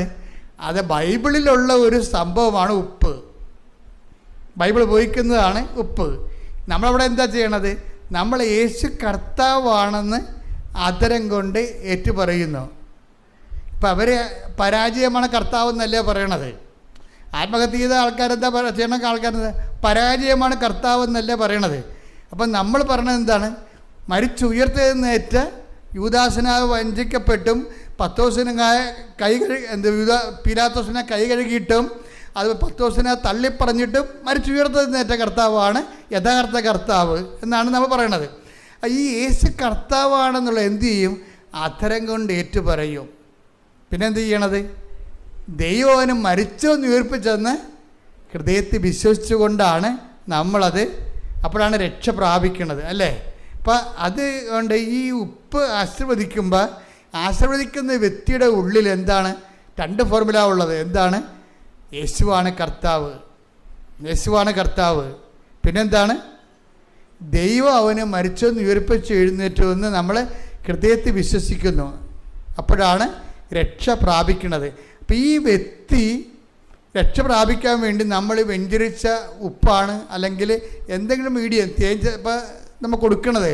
അപ്പോൾ കൊടുക്കുമ്പോഴേ അപ്പം ഞാൻ നിങ്ങളോട് പറയും, നിങ്ങൾ ഉടമ്പടി എടുത്തവരായിരിക്കണം അത് കൊടുക്കേണ്ടതെന്ന് പറയും. അല്ലെങ്കിൽ വിശ്വാസ പ്രമാണം വൃത്തിയായിട്ട് ചെല്ലാൻ അറിയാവുന്നവരാണെന്ന് പറയണം. എന്താ കാര്യം? വിശ്വാസ പ്രമാണത്തിൽ ഇതെല്ലാം ഉണ്ട്. വിശ്വാസ പ്രമാണത്തിൻ്റെ കാച്ചി കുറുക്കിയെടുത്ത് കഴിഞ്ഞാൽ ജസ്റ്റ് എന്താണ്? ഈ റോമ 10:9 എന്താണ്? യേശു കർത്താവാണ്, ദൈവം അവനെ മരിച്ചവരെന്ന് ഉയർത്തെഴുന്നേൽപ്പിച്ചു എന്ന് നമ്മൾ വിശ്വസിക്കുമ്പോഴാണ് രക്ഷ പ്രാപിക്കുന്നത്. അപ്പോൾ വിശ്വാസ പ്രമാണം ചെല്ലണമെങ്കിൽ കപ്പാസിറ്റി വേണം. അല്ലാതെ പണ്ട് കാരിക്കസിൽ പഠിച്ചാണെന്ന് പറഞ്ഞുകൊണ്ട് കാണാതെ ഈ താറാവ് കൊക്കണം ഇവിടെ കണാപ്പുറം നിന്ന് വർക്കൗട്ട് ചെയ്തില്ല. ഇവിടെ എന്താ പ്രശ്നം വെച്ച് കഴിഞ്ഞാൽ ഇതൊന്നും ആക്ടിവേറ്റ്, ഇതെല്ലാം പഠിപ്പിച്ചു കൊടുത്തൊന്നല്ലാതെ ഇതെങ്ങനെയാണ് ഉപയോഗിക്കേണ്ടതെന്ന് പഠിപ്പിച്ചു കൊടുത്തിട്ടില്ല. അവിടെ വിഷയം. ഞാൻ അച്ഛനായ കാലം മുതലേ ചെല്ലണ ഒരു ഇൻസ്ട്രുമെൻ്റാണ്, ഉപയോഗിക്കുന്നതാണ്. ഈ ഒരുമാതിരിപ്പെട്ട എല്ലാ വിഷയവും വിശ്വപ്രമാണത്തിൽ നിൽക്കും. എന്താ കാര്യം? ഇതിൻ്റെ അകത്തുള്ള TMD ഭയങ്കരമാണ്. ഇതിനെ ഘടിപ്പിച്ചിരിക്കുന്ന അണുബോംബ് എന്ന് പറയുന്നത് രക്ഷാസ്ഫോടനം നടത്തിയ അണുബോംബ് ഘടിപ്പിച്ചിരിക്കുന്നത്. എന്താണ്? യേശു കർത്താവാണെന്ന് അധരം കൊണ്ട് ഏറ്റു പറയുന്നു. രണ്ടാമത്തെ എന്താണ്? ദൈവം അവനെ മരിച്ചെന്ന് ഉയർപ്പിച്ചെന്ന് ഹൃദയത്തിൽ വിശ്വസിക്കുക. അപ്പോഴാണ് രക്ഷ പ്രാപിക്കണത്. രക്ഷ എന്ന് പറഞ്ഞാൽ എന്താണ്? ലൂക്ക 2:30 അതെന്താണ്? എല്ലാ മനുഷ്യർക്കും വേണ്ടി ഒരുക്കിയിരിക്കുന്ന രക്ഷ ഞാൻ എൻ്റെ കണ്ണുകൊണ്ട് കണ്ടിരിക്കുന്നു. അപ്പോഴേ എല്ലാ മനുഷ്യർക്കും വേണ്ടി ഇത് ഉപയോഗിക്കാൻ പറ്റും. പക്ഷെ ഉപയോഗിക്കുന്നവൻ അതിൽ വിശ്വസിക്കുന്ന ആളായിരിക്കണം. ബ്രീഡിയ എല്ലാ മനുഷ്യർക്കും വേണ്ടി ഉപയോഗിക്കാൻ പറ്റും ഇത്, പക്ഷേ ഉപയോഗിക്കുന്ന ആൾ കറക്റ്റായിരിക്കണം. ഇതിൻ്റെ അകത്ത് ട്രെയിൻഡ് ആയിരിക്കണം ആളായിരിക്കണം. അല്ലാതെ വിശ്വാസപ്രമാണം പകുതി ചെല്ലിക്കുമ്പോൾ മറന്നു പോകും. ഒന്ന് ചെല്ലിയത്ത് നോക്കിയേ. ചിലരോട് ഞാൻ നിങ്ങളാ വിശ്വാസപ്രമാണം ചെല്ലാൻ പറഞ്ഞു, തപ്പി തുടങ്ങി എൻ്റെ അച്ഛൻ മറന്നുപോയെന്ന് പറയും. അതാ വിശ്വാസപ്രമാണം മറന്നുപോയത് തന്നെയല്ല പ്രശ്നം, അതിനെക്കുറിച്ച് ഒരു ഐഡിയ അയാൾക്കില്ല. അയാൾ പണ്ടത്തെ എന്തോ പ്രാർത്ഥന പോലെ പ്രാർത്ഥിച്ച് വെച്ചിരിക്കുകയാണ്. അതല്ല, ഇതിപ്പോൾ മൊത്തം അണുപോകുമ്പോൾ ഇത് ഇടുന്ന സ്ഥലത്ത് അങ്ങോട്ട് അവിഞ്ഞു പോവുകയുള്ളൂ. അത്രയ്ക്ക് ഒന്നും താങ്ങാൻ പറ്റാത്ത രീതിയിലുള്ള സംഭവമാണ്. കാര്യം രക്ഷയുടെ മുഴുവൻ ഫോർമുലയാണ്. നൈസൈൻ സുനദോസ് വെച്ച് ചെയ്താൽ രണ്ടാമത്തെ അല്ല, ഒന്നാമത്തെ നൈസൈൻ സുനദോസിൽ വെച്ച് പിതാക്കന്മാർ 418 പിതാക്കന്മാർ ഒരുമിച്ച് കൂടി പരിശുദ്ധാത്മാവിൽ നിറഞ്ഞ് മാസങ്ങളോളം പ്രാർത്ഥിച്ച് ചർച്ച ചെയ്തിട്ടാണ് ഈ വിശ്വാസ പ്രമാണം ക്രോഡീകരിച്ചിരിക്കുന്നത്. ഇന്ന് വരെ അത് മാറ്റിയിട്ടില്ല. അടിസ്ഥാന അപ്പോസ്തലിക സഭയിലെല്ലാം ഇത് തന്നെയാണ് പറയണത്. ഓർത്തഡോക്സിലും ചില ഈ പ്രകാശത്തു നിന്നുള്ളതും പുത്രരിൽ നിന്നുള്ള ചെറിയ ഡീവിയേഷൻസ് വരുത്തി എന്നുള്ളല്ലാതെ അതിൻ്റെ പ്രധാനപ്പെട്ട ഘടകങ്ങൾക്കൊന്നും മാറ്റം ഉണ്ടായിട്ടില്ല. അപ്പോൾ അത് വെച്ച് കഴിഞ്ഞാൽ അത്രയും പവർഫുള്ളാണ് വിശ്വാസ പ്രമാണം. അപ്പോൾ വിശ്വാസ പ്രമാണം അപ്പോസ്തലന്മാരുടെ കാലത്ത് തന്നെ ഡെവലപ്പ് ചെയ്ത് വന്നതാണ്. പിന്നീട് ആര്യനിസോ മൊണോഫിസിസോ ഒക്കെ പോലെയുള്ള കുറച്ച് ഏകദൈവതാവാദമൊക്കെ കഴിഞ്ഞപ്പോഴാണ് അപ്പോസ്തലന്മാർ ഡെഫിനിഷൻ വെച്ചത്. അതിനെ ഡിഫൈൻ ചെയ്യാൻ വേണ്ടിയാണ് പിന്നീട് കുറച്ച് കാര്യങ്ങൾ കുർബാനയ്ക്ക് നമ്മൾ ഇരട്ടി പറയാൻ നമ്മുടെ വിശ്വാസ പ്രമാണം അല്ല കുർബാനയ്ക്ക് വായിക്കുന്നത്, അത് നൈസൈൻ ക്രീഡ വായിക്കുന്നത്. അപ്പം അതുകൊണ്ട് വിശ്വാസ പ്രമാണം വായിക്കുമ്പോൾ അത് പറയുമ്പോൾ അതിന് തക്ക പിതാവിനുള്ള സ്നേഹം ഉണ്ടാകണം. എന്താ കാര്യം? പിതാവാണ് ആദ്യത്തെ ആൾ അതിൻ്റെ അകത്ത്, അല്ലേ? വിശ്വപ്രമാണം ആകാശത്തിൻ്റെയും ഭൂമിയുടെയും സൃഷ്ടാവും സർവശക്തനുമായ പിതാവും ഞങ്ങൾ വിശ്വസിക്കുന്നു. കണ്ടോ? അതൊക്കെ പിതാവ് തന്നെ കണ്ടില്ലേ? ഇപ്പോൾ വിശ്വാസ പ്രമാണത്തിൻ്റെ പ്രശ്നം ഇതിൻ്റെ അകത്ത് പിതാവ് വരുന്നുണ്ട്, പുത്രൻ വരുന്നുണ്ട്, പരിശുദ്ധാത്മാവ് വരുന്നുണ്ട്. അതുകൊണ്ട് തന്നെ ഇതിൻ്റെ അടിത്തറ ഒരു വീട് കെട്ടണ മുമ്പ് അതിൻ്റെ വാനം കുഴിച്ച് നല്ല അടിത്തറ ഇട്ടിട്ടാണ് നമ്മൾ അടുത്ത പ്രാർത്ഥന. അതുകൊണ്ട് ഉടമ്പടിയിൽ ആദ്യം വിശ്വാസ പ്രമാണം ചെല്ലണം നമ്മൾ, അല്ലേ? അത് കഴിഞ്ഞിട്ടാണ് 7 സ്വർഗസ്ഥനായതും 7 നന്മ നിറഞ്ഞവരെയും ചെല്ലണത്. ആദ്യം അടിത്തറ ഇടും. അടിത്തറ ഇടുമ്പോൾ ഉള്ള പ്രശ്നമെന്ന് പറയണത് വിശ്വാസ പ്രമാണം ചെല്ലുമ്പോൾ ദൈവം നിൻ്റെ മുഖത്ത് നോക്കിയിട്ട് പറയണ്ട, നീ ചെല്ലിയിട്ട് കാര്യമൊന്നുമില്ലെന്ന് ആദ്യമേ കയറി പറയും ദൈവം. അതാണ് കുഴപ്പം. നിത്യത വരെ പോകേണ്ട ഒരു യാത്രക്കാരിയാണ് എന്നും ദൈവത്തിൻ്റെ കൂടെ ജീവിക്കേണ്ട ഒരാളാണ് അത് ചെല്ലണമെന്ന് പറയുമ്പോൾ അതിൻ്റെ TMD ടൺ കണക്കിന് ഭാരമുള്ളതായി മാറും. അതുകൊണ്ട് എപ്പോഴും ദൈവവുമായിട്ടുള്ള എല്ലാ വിഷയത്തിലും പിതാവിനെ ചേർക്കേണ്ടി വരും, പുത്രനെ ചേർക്കേണ്ടി വരും, പരിശുദ്ധാത്മാവിനെ ചേർക്കേണ്ടി വരും. പത്രോസിന് ഈ വിഷയത്തെക്കുറിച്ചൊക്കെ, പത്രോസാണല്ലോ ഈ വിശ്വാസ പ്രമാണത്തിൻ്റെ ആണിക്കല്ലുണ്ടാക്കിയത്. പത്രോസാണ് വിശ്വാസ പ്രമാണത്തിൻ്റെ ആണിക്കല്ലുണ്ടാക്കിയത്. അങ്ങേക്കറിയാം, യോഹന്നാൻ അല്ല ശരിക്കും പറഞ്ഞാൽ.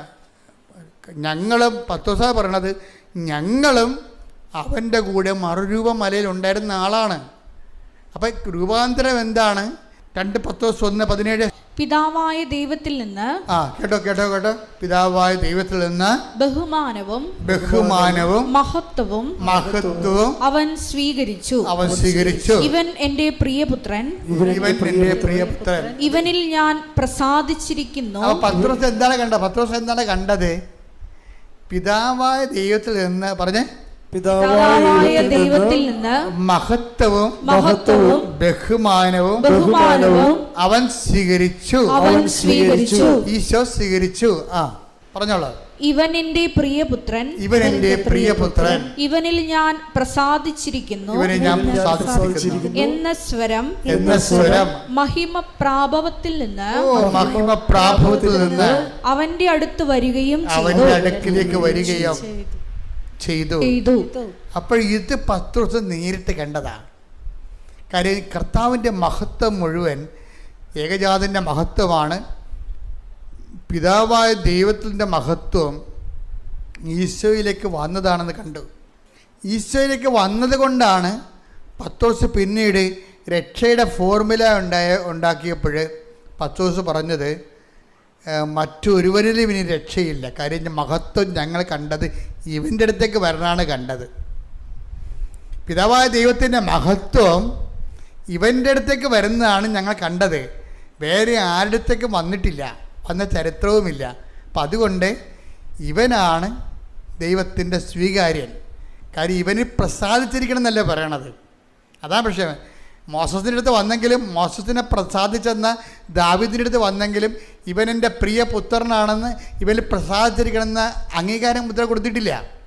ഈ അംഗീകാര മുദ്ര ഭയങ്കര സീരിയസാണ്. അതുകൊണ്ടാണ് യോഹന്നാനി അതിനെക്കുറിച്ചൊരു ഐഡിയ ഉണ്ട്. എന്താ കാര്യം? ലോകത്തിൻ്റെ പാപങ്ങൾക്ക് പരിഹാരമായിട്ട് ഈശോ ബലിയർപ്പിച്ചാൽ അതിന് പരിഹാരം കിട്ടും. അതാണ് ഈശോ തന്നെ പറയുന്നുണ്ടത് പരിശുദ്ധാത്മാവിൽ.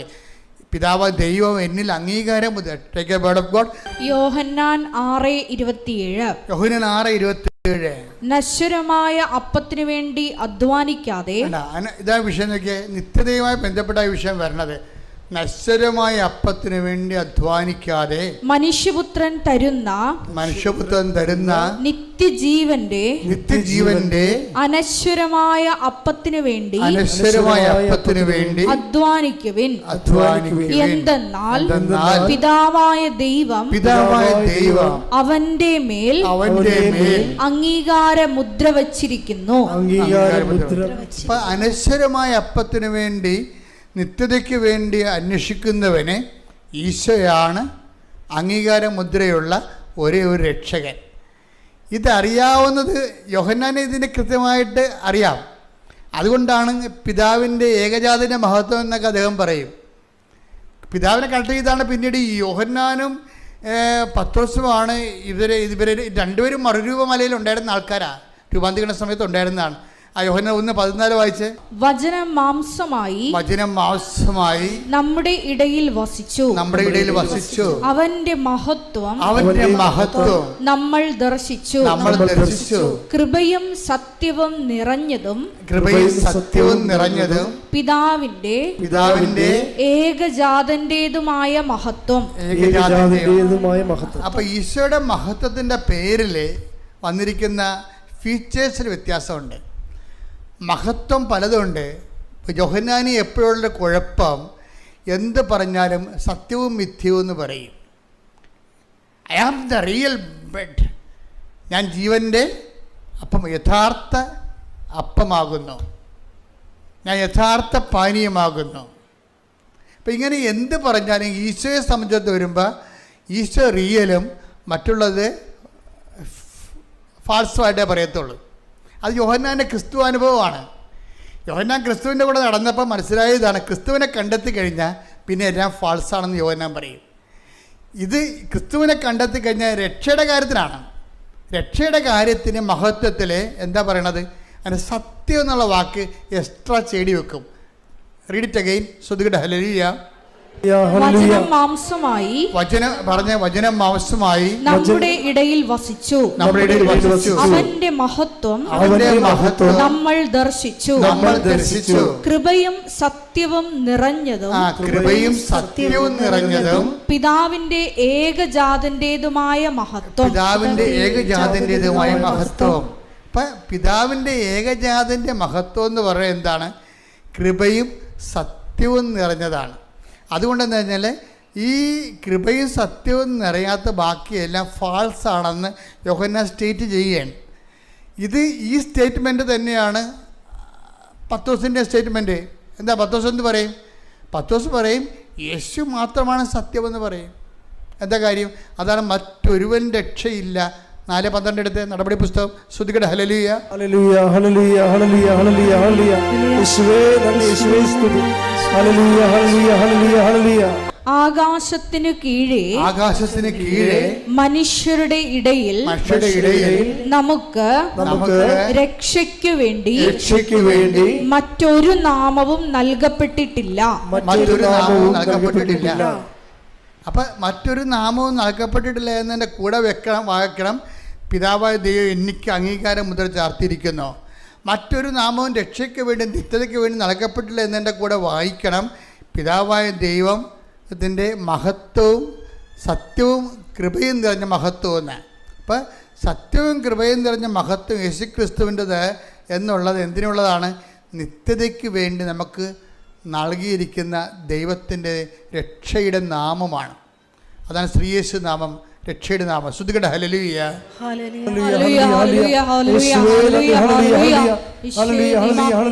രക്ഷകനെന്ന് ഞങ്ങൾ അധരം കൊണ്ട് പ്രഖ്യാപിക്കുന്നു, ഹൃദയത്തിൽ വിശ്വസിച്ച് ഏറ്റുപറയുന്നു. Hallelujah hallelujah.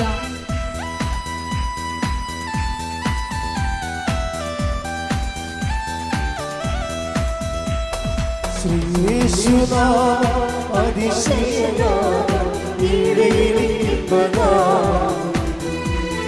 ശ്രീയേശുനാമം അതിശയനാമം എല്ലാ നാമത്തിലും മേലായ നാമം ഭക്തജനം വാഴ്ത്തുന്നാമം. എല്ലാ നാമത്തിലും മേലായ നാമം ഭക്തജനം വാഴ്ത്തുന്നാമം. എല്ലാ മുഴങ്കാലും മടങ്ങിടും തിരുവിൽ വല്ലഭത്വമുള്ള നാമം. എല്ലാ മുഴങ്കാലും മടങ്ങിടും തിരുവിൽ വല്ലഭത്വമുള്ള നാമം. കരങ്ങൾ ഉയർത്തിച്ചുകൊണ്ട് ശ്രീയേശുനാമം അതിശയനാമം ശ്രീയേശുനാമം അതിശയനാമം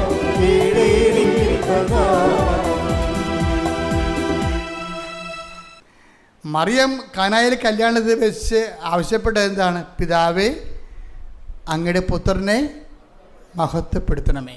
ഇത് തന്നെയാണ് ഈശോ പ്രാർത്ഥിച്ചത്. 12 ഈശോനെ പ്രാർത്ഥിച്ച പിതാവേ, അങ്ങേ നാമത്തെ മഹത്വപ്പെടുത്തണമേ. അപ്പോൾ പിതാവിൻ്റെ നാമത്തെ മഹത്വപ്പെടുത്തുക വഴി ഏകജാതൻ്റെ നാമം മഹത്വപ്പെടണം. ഇത് എപ്പോഴും നമ്മൾ ചിന്തിക്കേണ്ട കാര്യം, ഇപ്പോഴേ ഈ ലാസർ മരിച്ചപ്പോഴും ഈശോ പറഞ്ഞത് എന്താണ്? ഈ രോഗം മരണകാരണമല്ല, ദൈവത്തിൻ്റെ മഹത്വം വെളിപ്പെടാനുള്ളതാണ്. അപ്പോൾ മഹത്വം വന്നില്ലേ? ഇല്ലേ? മോശം കാര്യത്തിനും മഹത്വം എന്നാണ് ഈശോ അതിനെ അഡ്രസ്സ് ചെയ്യണത്. ഇനി ഇപ്പോഴേ മാതാവ് എന്താ ചോദിച്ചിരിക്കണത്? അവർക്ക് വീഞ്ഞില്ല എന്ന് പറയുമ്പോൾ എന്താണ്? ഇപ്പം നിങ്ങളുടെ വസ്തു വിൽക്കണില്ല, നിങ്ങൾ കല്യാണം ഒക്കണില്ല, നിങ്ങൾക്ക് മക്കളില്ല എന്ന് പറയുമ്പോൾ നമ്മൾക്ക് നല്ല ബോധമില്ല എന്നുണ്ടെങ്കിൽ നമ്മൾ ആ സബ്ജക്റ്റ് വൈസായിട്ടായിരിക്കും അതിനൊക്കെ സമീപിക്കണത്. പക്ഷേ റീഡ് ചെയ്യണത് സ്വർഗമെന്ന് റീഡ് ചെയ്യണത് അങ്ങനെയല്ല. എന്താ ചെയ്യണത്? അമ്മ പ്രാർത്ഥിച്ചത് എന്താണ്?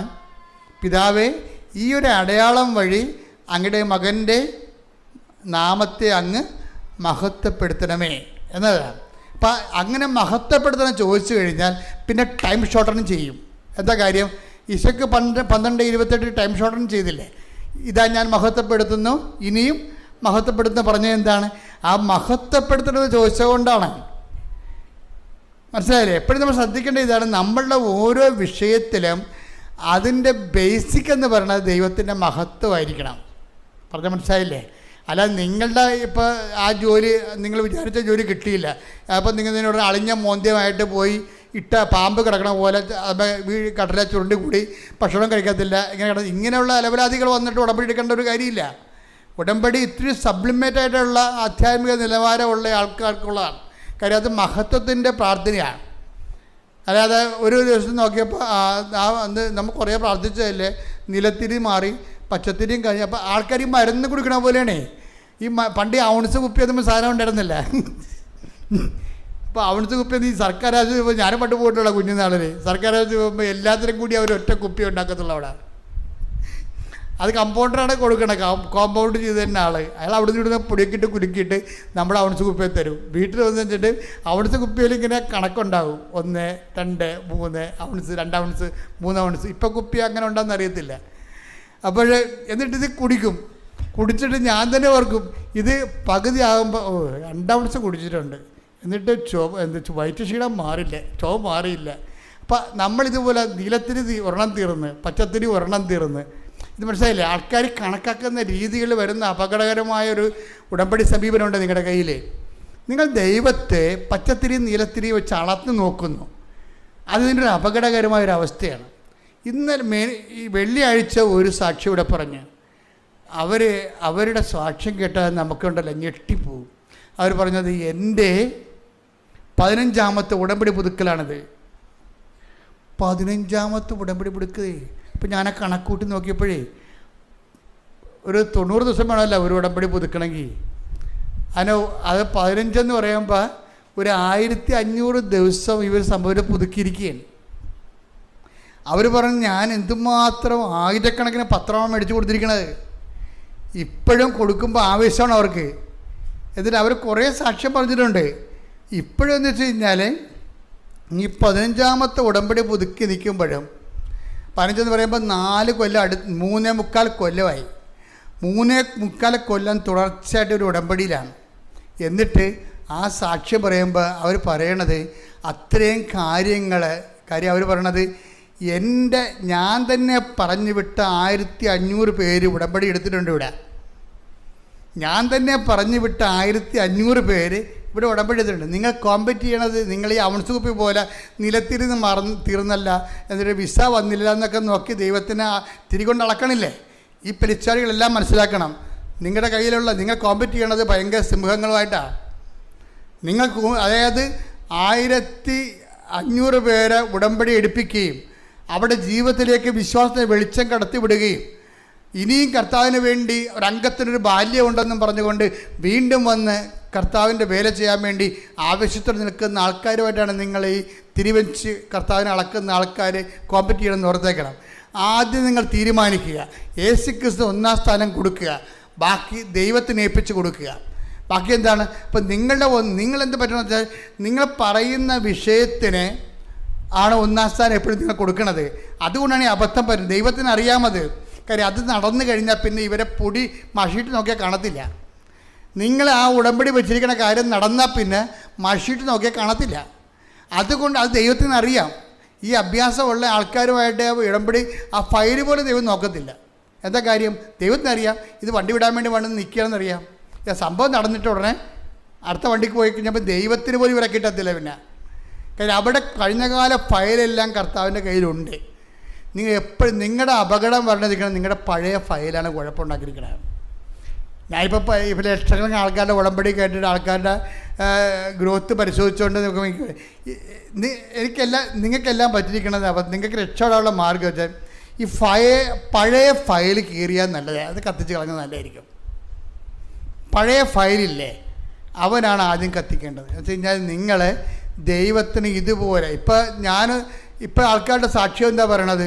ഞാനൊരു നല്ല കത്തോലിക്ക കുടുംബത്തിലുണ്ടായിരുന്ന ആളാണ്, ഞാൻ നല്ല ക്രിസ്തീയ കുടുംബത്തിലുള്ള ആളാണ്, പക്ഷേ ഉടമ്പടി എടുത്തപ്പോഴാണ് ഞാനിപ്പോൾ യഥാർത്ഥ ദൈവത്തെ കണ്ടതെന്ന്. ആണ്ടോ നോക്കിയേ. അപ്പം നല്ല കത്തോലിക്ക കുടുംബത്തിലും നല്ല ക്രിസ്ത്യ കുടുംബത്തിലും ജീവിക്കുന്ന ആൾക്കാർ ഉടമ്പടി എടുത്ത് ജീവിക്കാൻ തുടങ്ങി 90 ദിവസം ആയപ്പോഴാണ് അവർ ദൈവത്തെ കണ്ടെത്തിയെന്ന് പറയുമ്പോൾ ഉടമ്പടി എന്ത് പവർഫുള്ളായിരിക്കും, ഉടമ്പടി എന്ത് പവർഫുള്ളായിരിക്കും. അപ്പോൾ അത് എപ്പോഴും നമ്മൾ ശ്രദ്ധിക്കേണ്ട കാര്യം, ഉടമ്പടിനാകുമ്പോൾ ഉടമ്പടി എടുക്കുന്നവർ നിങ്ങളുടെ പഴയ വിഷയങ്ങൾ നിങ്ങൾക്ക് പറയാം. പക്ഷേ ഉടമ്പടി എടുത്തു കഴിഞ്ഞാൽ അത് നിങ്ങളുടെ വിഷയമല്ല. നിങ്ങളിവിടെ എഴുതിയിട്ടിരിക്കുന്ന വിഷയം നിങ്ങളുടേതല്ല. ആടാണത്. അത് ഓൾറെഡി ദൈവത്തിൻ്റെ അടുത്ത് നമ്മൾ ഏൽപ്പിച്ച് കഴിഞ്ഞു. ഇനി നിങ്ങളുടെ മുമ്പിലുള്ള ഓപ്ഷൻ എന്താ? 2 ഓപ്ഷൻ നിങ്ങളുടെ കയ്യിലുണ്ട്. ഒന്ന്, പഴയ ഫയൽ കത്തിക്കണം. എന്തിനാ? പഴയ ഫയൽ കുറേ ഉണ്ടാവുകയെ. അത് നിങ്ങളിപ്പോൾ പറഞ്ഞിട്ട് കഴിഞ്ഞ ദിവസം ഒരു ചേട്ടൻ സാക്ഷ്യം പറഞ്ഞാണ്. ഞാൻ ബൈജൂസ് എന്ന് പറഞ്ഞ സാക്ഷ്യം കേട്ടില്ലേ? കഴിഞ്ഞ ആഴ്ച ഞാൻ പറഞ്ഞാണ്. അയാൾ പറഞ്ഞത് എന്താ വെച്ചാൽ, ഇത് എന്തൊക്കെ പറഞ്ഞാലും 90 ദിവസത്തെ പരിപാടിയല്ലേ ഉള്ളൂ, എന്ത് പറഞ്ഞാലും ഇത്തിരി കഷ്ടപ്പെട്ടാലും 90 ദിവസത്തെ പരിപാടിയല്ലേ ഉള്ളെന്ന്. എന്താണ് കഷ്ടപ്പെട്ടതെന്ന് തീർന്നറിയാം. ഉടമ്പടി കഷ്ടപ്പാടൊന്നുമില്ല. അതായത് ഇവിടെ വൃത്തിമനോട് ഉടമ്പടി എടുത്തിരിക്കുന്ന ആൾക്കാർ പറഞ്ഞിരിക്കുന്നത്, ഒരു ക്രിസ്ത്യാനി സ്വാഭാവികമായിട്ട് ചെയ്യേണ്ട കാര്യങ്ങൾ മാത്രമേ ഉടമ്പടിയിലുള്ളൂ. ഇല്ലാത്ത എന്താ ഒരെണ്ണം പറ. നിങ്ങൾ ലോകം മുഴുവനും പോയി എല്ലാ സൃഷ്ടികളോടും സുവിശേഷം പ്രസംഗിക്കാൻ പറഞ്ഞിരിക്കണേ. നിങ്ങൾക്ക് പ്രസംഗിക്കാൻ പ്രയാസമുള്ളത് കൊണ്ടല്ലേ പത്രം എടുത്ത് കഴിച്ച് തന്നിരിക്കണേ. സാക്ഷ്യത്തിൻ്റെ പത്രം, ഒരു 10-100 സാക്ഷ്യത്തിൻ്റെ പത്രം തന്നിരിക്കണം. എന്താ കാര്യം? പ്രസംഗിക്കാൻ പറ്റത്തില്ല. പക്ഷെ ഇപ്പോൾ ആൾക്കാർ ചെയ്യണത് എന്താണെന്നറിയാമോ? അവർക്ക് കാര്യങ്ങൾ മനസ്സിലായി. പത്രം എന്തിനാണ്?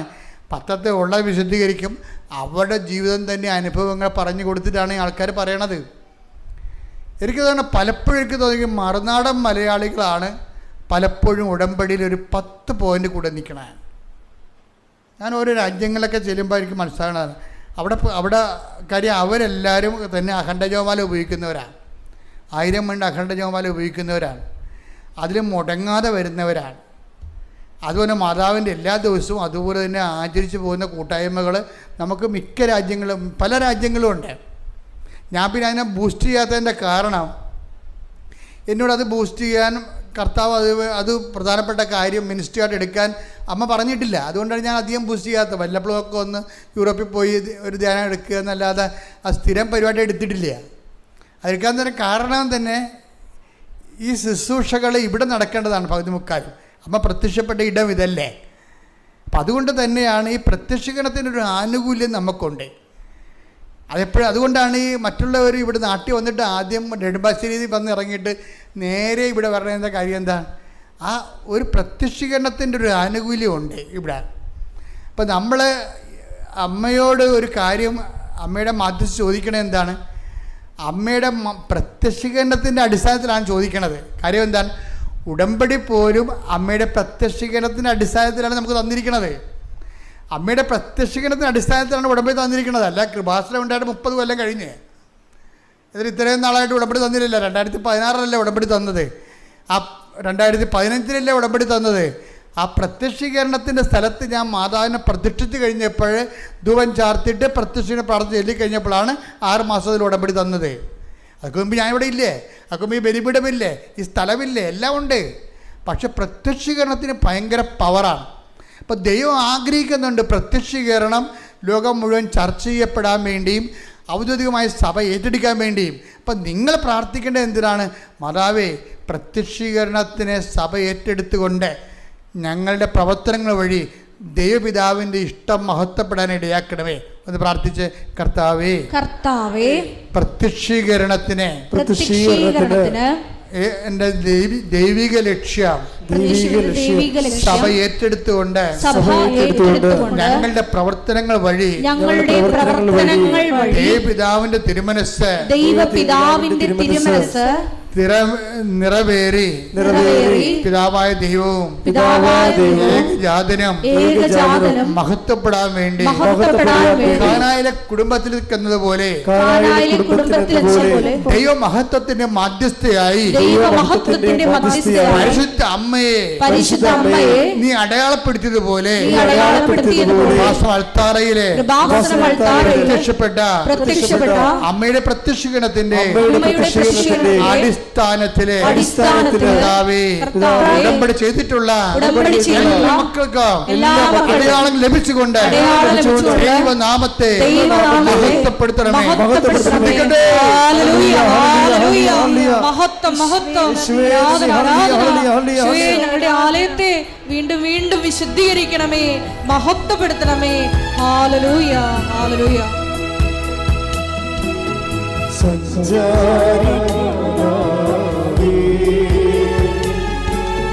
കൃപയുടെ കൂടാരമേ,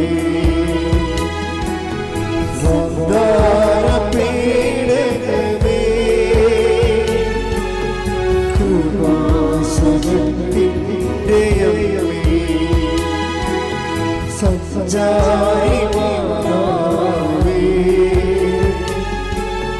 കൃപയുടെ കൂടാരമേ, വാഗ്ദാനപീഠകമേ,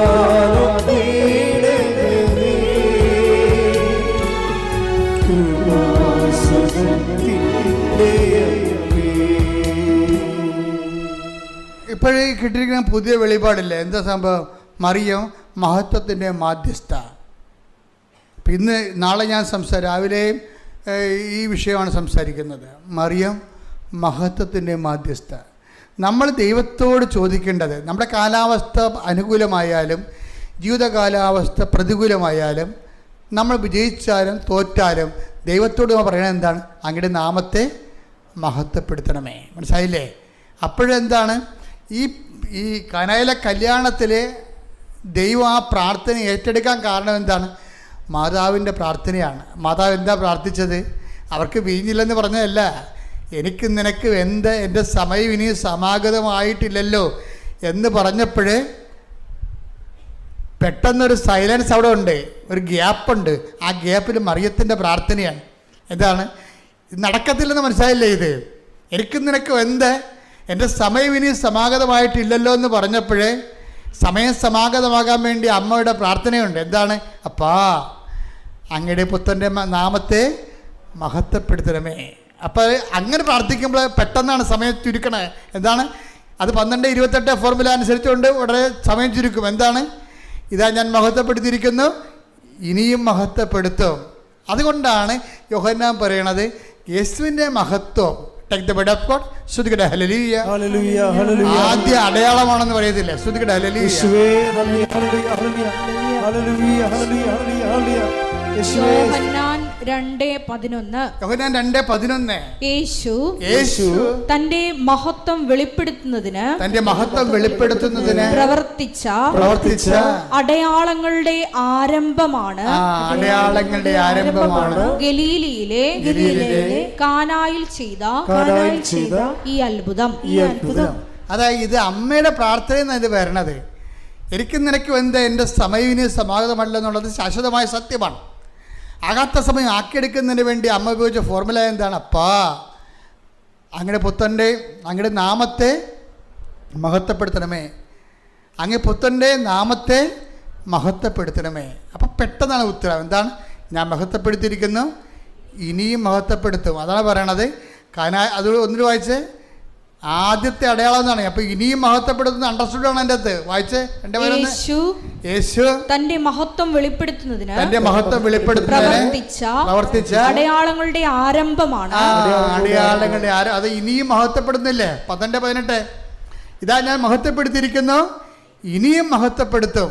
അപ്പൊ അമ്മയുടെ പ്രാർത്ഥന എന്താണ്? അപ്പാ സമയമായില്ലെന്നാണ് ഈശോ പറയണത്. പക്ഷേ എൻ്റെ അസ്ഥ ലോകം വിശ്വസിക്കണം അപ്പാ എന്ന് പറഞ്ഞപ്പോഴാണ് ഇതാ ഞാൻ മഹത്വപ്പെടുത്തിയിരിക്കുന്നു, ഇനിയും മഹത്വപ്പെടും. അടയാളങ്ങളുടെ ആരംഭമാണ്. പിന്നെ അടയാളങ്ങളുടെ ഘോഷയാത്രയാണ്. കൈയടിച്ച് ശ്രദ്ധിക്കട്ടെ.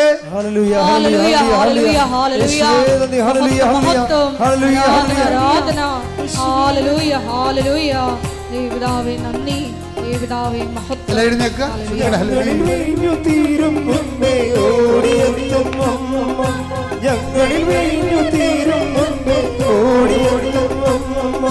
നമ്മുടെ വീഴ്ചകളിൽ തേടിയെത്തും നമ്മുടെ വീഴ്ചകളിൽ തേടിയെത്തും അമ്മേ ആശ്രയമേ അമ്മേ ശാശ്വതമേ അമ്മേ ആശ്രയമേ അമ്മേ അമ്മേ ശാശ്വതമേ മക്കളാ ഞങ്ങൾക്ക് ആനന്ദമേ മക്കളാ ഞങ്ങൾക്ക് ആനന്ദമേ ദൈവം തന്നോരമ്മ യേശുവിന്റെ അമ്മ നന്മ നിറഞ്ഞോരമ്മ ഭൂലോകത്തിന്റെ അമ്മ ദൈവം തന്നോരമ്മ യേശുവിന്റെ അമ്മ നന്മ നിറഞ്ഞോരമ്മ ഭൂലോകത്തിന്റെ അമ്മേ ആശ്രയമേ അമ്മേ ശാശ്വതമേ അമ്മേ ആശ്രയമേ അമ്മേ ശാശ്വതമേ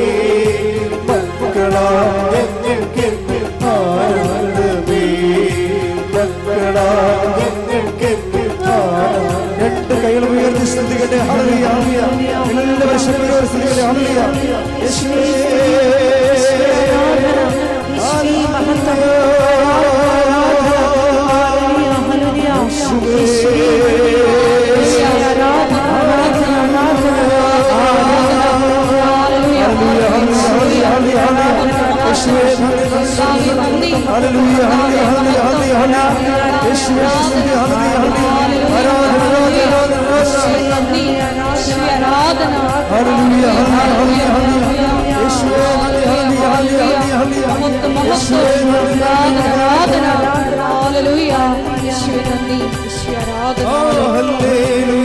ജയം ഹല്ലേലൂയ യേശു കർത്താവ് ജീവിക്കുന്നു ഹല്ലേലൂയ ജയം ഹല്ലേലൂയ യേശു കർത്താവ് ജീവിക്കുന്നു യേശു ക്രിസ്തു ജീവിക്കുന്നു തിരുവോസ്തിയിൽ ജീവിക്കുന്നു യേശു ക്രിസ്തു ജീവിക്കുന്നു തിരുവോസ്തിയിൽ ജീവിക്കുന്നു സ്വയം ഭോജ്യമായ ഗീതം ചെയ്തരോട് നിത്യം വസിച്ചിടുക സ്വയം ഭോജ്യമായ ഗീതം ചെയ്തരോട് നിത്യം വസിച്ചിടുക ഹല്ലേലൂയ ജയം ഹല്ലേലൂയ യേശു കർത്താവ് ജീവിക്കുന്നു ഹല്ലേലൂയ ജയം ഹല്ലേലൂയ യേശു കർത്താവ് ജീവിക്കുന്നു ഹല്ലേലൂയ ജയം ഹല്ലേലൂയ യേശു കർത്താവ് ജീവിക്കുന്നു ഹല്ലേലൂയ ജയം ഹല്ലേലൂയ യേശു കർത്താവ് ജീവിക്കുന്നു യേശു കർത്താവ് ജീവിക്കുന്നു യേശു കർത്താവ് ജീവിക്കുന്നു ഹല്ലേലൂയ ഹല്ലേലൂയ ഹല്ലേലൂയ ഹല്ലേലൂയ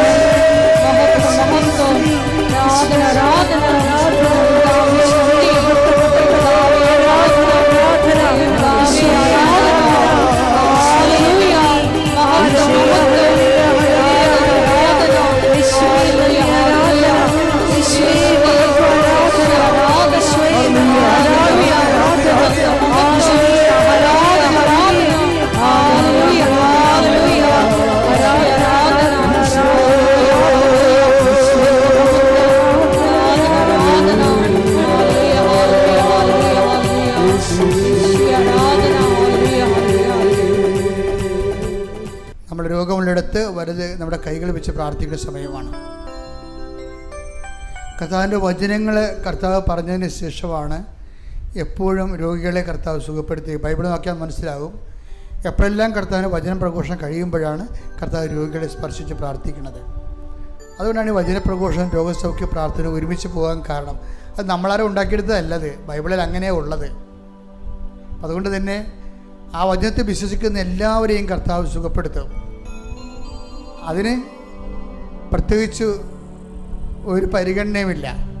ആർക്കാണ് വിശ്വസിക്കാൻ കഴിയുന്നത് അവരെല്ലാം കർത്താവ് വിശ്വസിക്കും. ഒന്ന് ആദ്യം തന്നെ നമ്മുടെ വിശ്വാസം ഒന്ന് നിങ്ങൾ വിശ്വാസപ്രമാണം ചൊല്ലിക്കേ, ഒന്ന് ചൊല്ലിക്കൊടുത്തേ. സർവശക്തനായ പിതാവും ആകാശത്തിന്റെയും ഭൂമിയുടെയും സൃഷ്ടാവുമായ ദൈവത്തിൽ ഞാൻ വിശ്വസിക്കുന്നു. അവിടുത്തെ ഏകപുത്രനും ഞങ്ങളുടെ കർത്താവുമായ ഈശോ മിശിഹായിലും ഞാൻ വിശ്വസിക്കുന്നു. ഈ പുത്രൻ പരിശുദ്ധാത്മാവിനാൽ ഗർഭസ്ഥനായി കന്യകാമറിയത്തിൽ നിന്ന് പിറന്ന് പൊന്തിയോസ് പിലാത്തോസിന്റെ കാലത്ത് പീഡകൾ സഹിച്ച് കുരിശിൽ തറയ്ക്കപ്പെട്ട് മരിച്ച് അടക്കപ്പെട്ട് പാതാളങ്ങളിൽ ഇറങ്ങി മരിച്ചവരുടെ ഇടയിൽ നിന്ന് മൂന്നാം നാൾ ഉയർത്ത് സ്വർഗത്തിലേക്ക് എഴുന്നള്ളി സർവശക്തിയുള്ള പിതാവായ ദൈവത്തിന്റെ വലതുഭാഗത്തിരിക്കുന്നു. അവിടെ നിന്ന് ജീവിക്കുന്നവരെയും മരിച്ചവരെയും വിധിക്കുവാൻ വരുമെന്നും ഞാൻ വിശ്വസിക്കുന്നു. പരിശുദ്ധാത്മാവിലും ഞാൻ വിശ്വസിക്കുന്നു. വിശുദ്ധ കത്തോലിക്കാ സഭയിലും പുണ്യവാന്മാരുടെ ഐക്യത്തിലും പാപങ്ങളുടെ മോചനത്തിലും ശരീരത്തിന്റെ ഉയർപ്പിലും നിത്യമായ ജീവിതത്തിലും ഞാൻ വിശ്വസിക്കുന്നു. ആമേൻ. ശ്രുതികടെ ഹല്ലേലൂയ. Hallelujah, hallelujah, hallelujah. യേശുവേ നന്ദി. ഹല്ലേലൂയ, ആരാധന. Hallelujah, hallelujah, hallelujah. ഹല്ലേലൂയ. ജയം ഹല്ലേലൂയ. യേശു കർത്താവ് ജീവിക്കുന്നു. കൈകൾ വീശി ഹല്ലേലൂയ. ജയം ഹല്ലേലൂയ. യേശു കർത്താവ് ജീവിക്കുന്നു. യേശുക്രിസ്തു ഇന്നലെയും ഇന്നും എന്നും ഒരാൾ തന്നെ. ശ്രുതികടെ ഹല്ലേലൂയ. Hallelujah, hallelujah, hallelujah. യേശുവേ നന്ദി. Hallelujah, hallelujah, hallelujah, hallelujah. യേശുവേ നന്ദി, നന്ദി, നന്ദി. Hallelujah, hallelujah. യേശു ക്രിസ്തുവിൽ ജീവിക്കുന്നു. തിരുവോസ്തിയിൽ ജീവിക്കുന്നു. യേശു ക്രിസ്തുവിൽ ജീവിക്കുന്നു. തിരുവോസ്തിയിൽ ജീവിക്കുന്നു. സ്വയം ഭോജ്യമായി നൽകിയത് ചെയ്തരോ നിത്യം വസിച്ചിടുവാൻ. സ്വയം ഭോജ്യമായി നൽകിയത് നിത്യം വസിച്ചിടുവാൻ. ഹല്ലേലൂയ, ജയം ഹല്ലേലൂയ. യേശു കർത്താവ് ജീവിക്കുന്നു. ഹല്ലേലൂയ, ജയം ഹല്ലേലൂയ. യേശു കർത്താവ് ജീവിക്കുന്നു. പരിശുദ്ധ പരമ ദിവ്യകാരുണ്യത്തിന് ആരാധനയും സ്തുതിയും പുകഴ്ചയും ഉണ്ടായിരിക്കട്ടെ. കർത്താവ് രോഗികളെ സുഖമാക്കുന്ന സമയമാണിത്. നിങ്ങൾ സ്തുതിച്ചോണ്ടിരുന്നാൽ മാത്രം മതി. കർത്താവേ, നിന്റെ ഉന്നതമായ നാമത്തിന് സ്വസ്ഥം ചെയ്ത് കർത്താവേ.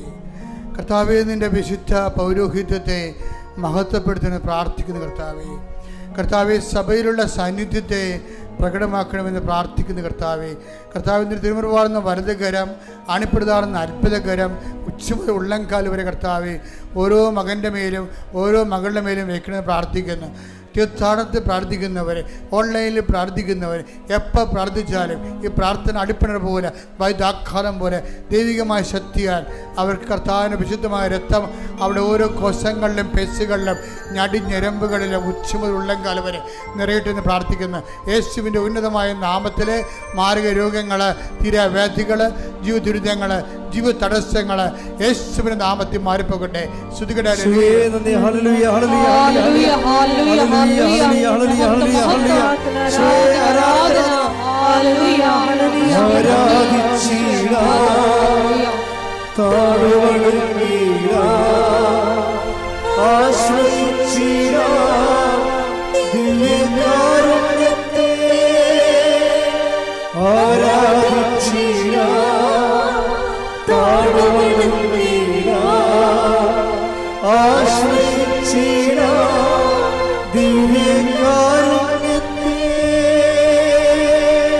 പരിശുദ്ധ പരമ ദിവ്യകാരുണ്യത്തിന് ആരാധനയും സ്തുതിയും പുകഴ്ചയും ഉണ്ടായിരിക്കട്ടെ. പരിശുദ്ധ പരമ ദിവ്യകാരുണ്യത്തിന് ആരാധനയും സ്തുതിയും പുകഴ്ചയും ഉണ്ടായിരിക്കട്ടെ.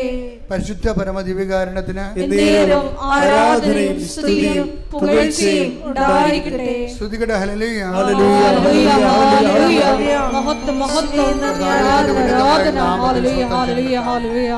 കർത്താവിന്റെ ഉന്നതമായ നാമത്തിന് സ്വസ്ഥം ചെയ്ത് കർത്താവേ. തൈറോയിഡിന്റെ അസുഖങ്ങളുടെ സമയത്ത് പ്രാർത്ഥിക്കും. ജനങ്ങളെ മാത്രം ശ്രദ്ധിക്കട്ടെ, ജനങ്ങളെ മാത്രം ശ്രദ്ധിക്കട്ടെ. കർത്താവിന്റെ തിരുമുറുപാടുന്ന വലതുകരം, അണിപ്രതാടുന്ന അത്ഭുതകരം കർത്താവേ തൈറോയിഡ് രോഗികളെ സ്പർശിക്കുന്ന പ്രാർത്ഥിക്കുന്നു. ശ്വാസകോശ രോഗികളെ സ്പർശിക്കുന്ന പ്രാർത്ഥിക്കുന്നു. കരൾ രോഗികളെ, ഹൃദയാഘാതമുള്ളവരെ, ഹൃദയത്തിൻ്റെ ബ്ലോക്കുകളുള്ളവരെ, സ്പോണ്ടിലോസിൻ്റെ അസുഖങ്ങളുള്ളവർ, സ്പൈനിൻ്റെ അസുഖങ്ങളുള്ളവരെ കർത്താവിനെ സ്പർശിക്കട്ടെ എന്ന് പ്രാർത്ഥിക്കും. ഉച്ച മുതൽ ഉള്ളംകാലം വരെ കർത്താവ് എല്ലാ കോശങ്ങളും, പെസുകളും, ഞരമ്പുകളെ, സിസ്റ്റുള്ളവരെ കർത്താവ് ത്വക്ക് രോഗികൾ, വിശപ്പ് രോഗികൾ, സോറിയാസിസ് രോഗികൾ, യേശുവിൻ്റെ നാമത്തിൽ നീർക്കെട്ടലുള്ളവരെ കർത്താവിൻ്റെ നാമം സൗഖ്യപ്പെടട്ടെ. ഗർഭാശയ രോഗികൾ, ആമാശയ രോഗികൾ, മക്കളില്ലാത്തവർ, കർത്താവ് മുഴകളുള്ള ശരീരത്തിൽ മുഴകളുള്ളവർ കർത്താവിൻ്റെ നാമത്തിൽ, അസ്ഥി ദ്രവിക്കുന്നവർ, അസ്ഥി വളഞ്ഞവരെ യേശുവിൻ്റെ നാമത്തിൽ 39 വർഷം ഞാൻ അർപ്പിച്ച കുർബാനയുടെ യോഗ്യതയാൽ കൃപാസ്ഥാനത്താറെ ജീവനോടെ പ്രത്യക്ഷപ്പെട്ട പരിശുദ്ധ അമ്മയുടെ മാധ്യസ്ഥത്തിൽ മാരക രോഗങ്ങൾ ധീരവേദികൾ ഈ നിമിഷം അമ്മമാർ പ്രത്യക്ഷപ്പെട്ട ഈ അൾത്താറയിൽ ജ്വലിച്ചു നിൽക്കുന്ന ദൈവത്തിന് മഹത്വമാകുന്ന പരിശുദ്ധ കുർബാനയുടെ നാമത്തിൽ പ്രാർത്ഥിക്കുന്ന മാരകരോഗങ്ങളെ യേശുവിന്റെ നാമത്തില് മാറിപ്പോകട്ടെ. കർത്താവിന് ശക്തിയൊഴുകട്ടെ. കർത്താവിന് അസ്ഥിക്കുഴകള്, നാടിഞ്ഞരമ്പുകള്, ശ്വാസകോശങ്ങള്, ലിഗമെന്റ് പൊട്ടിയ അവസ്ഥകള്, അകപ്പെട്ട റാടുകള് എല്ലാം കർത്താവേ വിട്ടുമാറട്ടെ. യേശുവിന്റെ നാമത്തില് സൗഖ്യം പ്രാപിക്കട്ടെ. സമാധാനം ഇല്ലാത്തവര്, ഡിപ്രഷൻ രോഗികള്, ആത്മഹത്യ കുറിച്ച് ചിന്തിക്കുന്നവര്, അതിലെല്ലാം പരാജയ ഭീതിയുള്ളവര് യേശുവിന്റെ നാമത്തില് മാറിപ്പോകട്ടെ. Hallelujah, hallelujah, hallelujah, hallelujah, hallelujah. മഹത്വം ദേവദാവേ, നന്ദി ദേവദാവേ, മഹത്വം. സദയം തുടരേ സുഖമായിടും എൻ്റെ ഉള്ളം, അരികിൽ വരേണേ സദയം തുടരേ സുഖമായിടും എൻ്റെ ഉള്ളം. എൻ്റെ മക്കളെ, ജോലിയില്ലാത്തവരെ,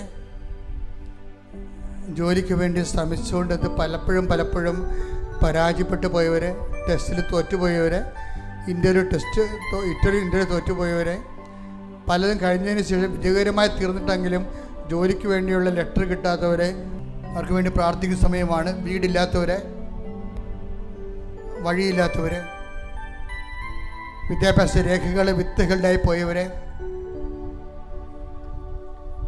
എക്സ്പീരിയൻസ് സർട്ടിഫിക്കറ്റ് കിട്ടാത്തവരെ, അത് നൽകപ്പെടാത്ത അവസ്ഥകൾ, ഉന്നതമായ വിദ്യാഭ്യാസത്തിന് വേണ്ടി ശ്രമിക്കുന്നവരെ, മക്കൾക്ക് വേണ്ടി പരിശ്രമിക്കുന്നവരെ, എല്ലാ മേഖല ആരെല്ലാം എന്തെല്ലാം കാര്യങ്ങൾക്ക് വേദനിച്ച് പ്രാർത്ഥിക്കുന്നുവോ, കേസുള്ളവരെ, പോലീസ് കേസുകൾ, കോടതി കേസുകൾ, വസ്തു വിൽപ്പനയുമായി ബന്ധപ്പെട്ട കേസുകൾ, ജപ്തി നടപടികൾ, യാത്രാ തടസ്സങ്ങൾ, യാത്രാ ക്ലേശങ്ങൾ, യാത്ര ചെയ്യാൻ പറ്റാത്ത അവസ്ഥകൾ എല്ലാം യേശുവിൻ്റെ നാമത്തിൽ 39 വർഷം അർപ്പിച്ച കൃപായുടെ യോഗ്യതയാൽ കൃപാസ്ഥാനത്താറെ ജീവനോടെ പ്രത്യക്ഷപ്പെട്ട പരിശുദ്ധ അമ്മയുടെ മാധ്യസ്ഥത്തിൽ ഈ അൾത്താരയിൽ നടന്ന 10,000 ആരാധന ശക്തിയാൽ എല്ലാ ബന്ധനങ്ങൾ യേശുവിൻ്റെ നാമത്തിൽ അഴിഞ്ഞു മാറട്ടെ.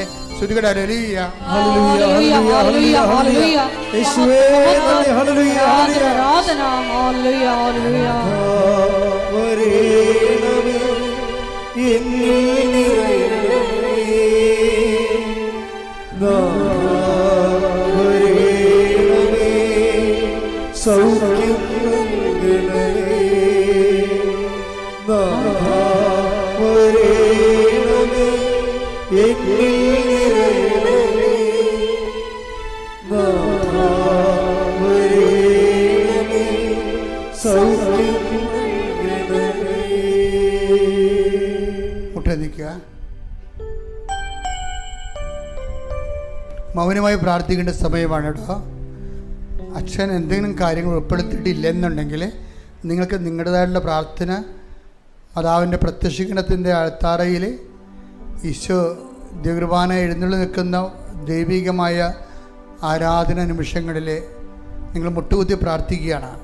ഈ വിഷയത്തിന് ദൈവിക തീരുമാനം ഉണ്ടാകും. ഓൺലൈനിലുള്ളവരും അതേ ഫീൽഡിലാണ് പ്രാർത്ഥിക്കേണ്ടതെന്ന് അഭ്യർത്ഥിക്കുന്ന.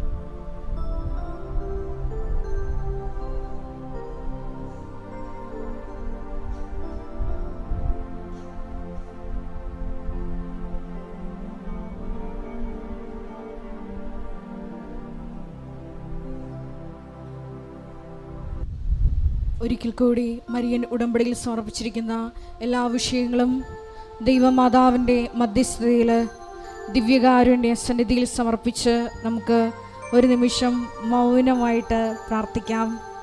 ഈശോയെ, ഞങ്ങളിപ്പോൾ കടന്നുപോയിക്കൊണ്ടിരിക്കുന്ന എല്ലാ ദുരിത സാഹചര്യങ്ങളെയും ദൈവ മഹത്വ രൂപാന്തരീകരണമാക്കി മാറ്റണമേ എന്ന് പ്രത്യേകമായിട്ട് പ്രാർത്ഥിക്കുന്നു. കാനായിലെ ആദ്യ അത്ഭുതത്തിൽ ദൈവമാതാവ് മധ്യസ്ഥം വഹിച്ച് ദൈവമഹത്വം വെളിപ്പെടുത്താനുള്ള ആദ്യത്തെ അടയാളം പ്രവർത്തിച്ചതുപോലെ ഞങ്ങളുടെ ജീവിത വിഷയങ്ങളിലും ഇടപെട്ടുകൊണ്ട് യേശുനാമ മഹത്വത്തിനായി അവയും പുതുവീഞ്ഞാക്കി രൂപാന്തരപ്പെടുത്തണമേ എന്ന് പ്രാർത്ഥിച്ചുകൊണ്ട് നമുക്ക് ശിരസ് നമിച്ച് ദിവ്യകാരുണ്യനാഥൻ്റെ ആശീർവാദം സ്വീകരിക്കാം.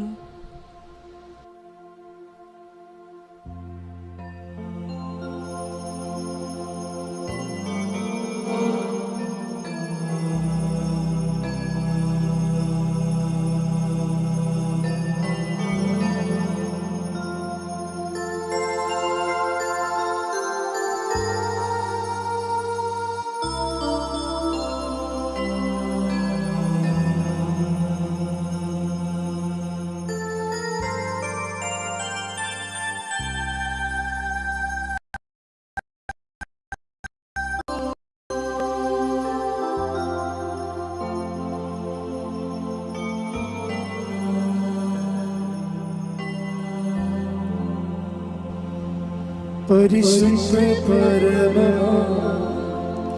ദിവ്യകാരുണ്യമേ, എന്നുമെന്നും അങ്ങേക്ക് ആരാധന. പരിശുദ്ധ പരമ ദിവ്യകാരുണ്യമേ, എന്നുമെന്നും അങ്ങേക്ക് പരിശുദ്ധ പരമ ദിവ്യ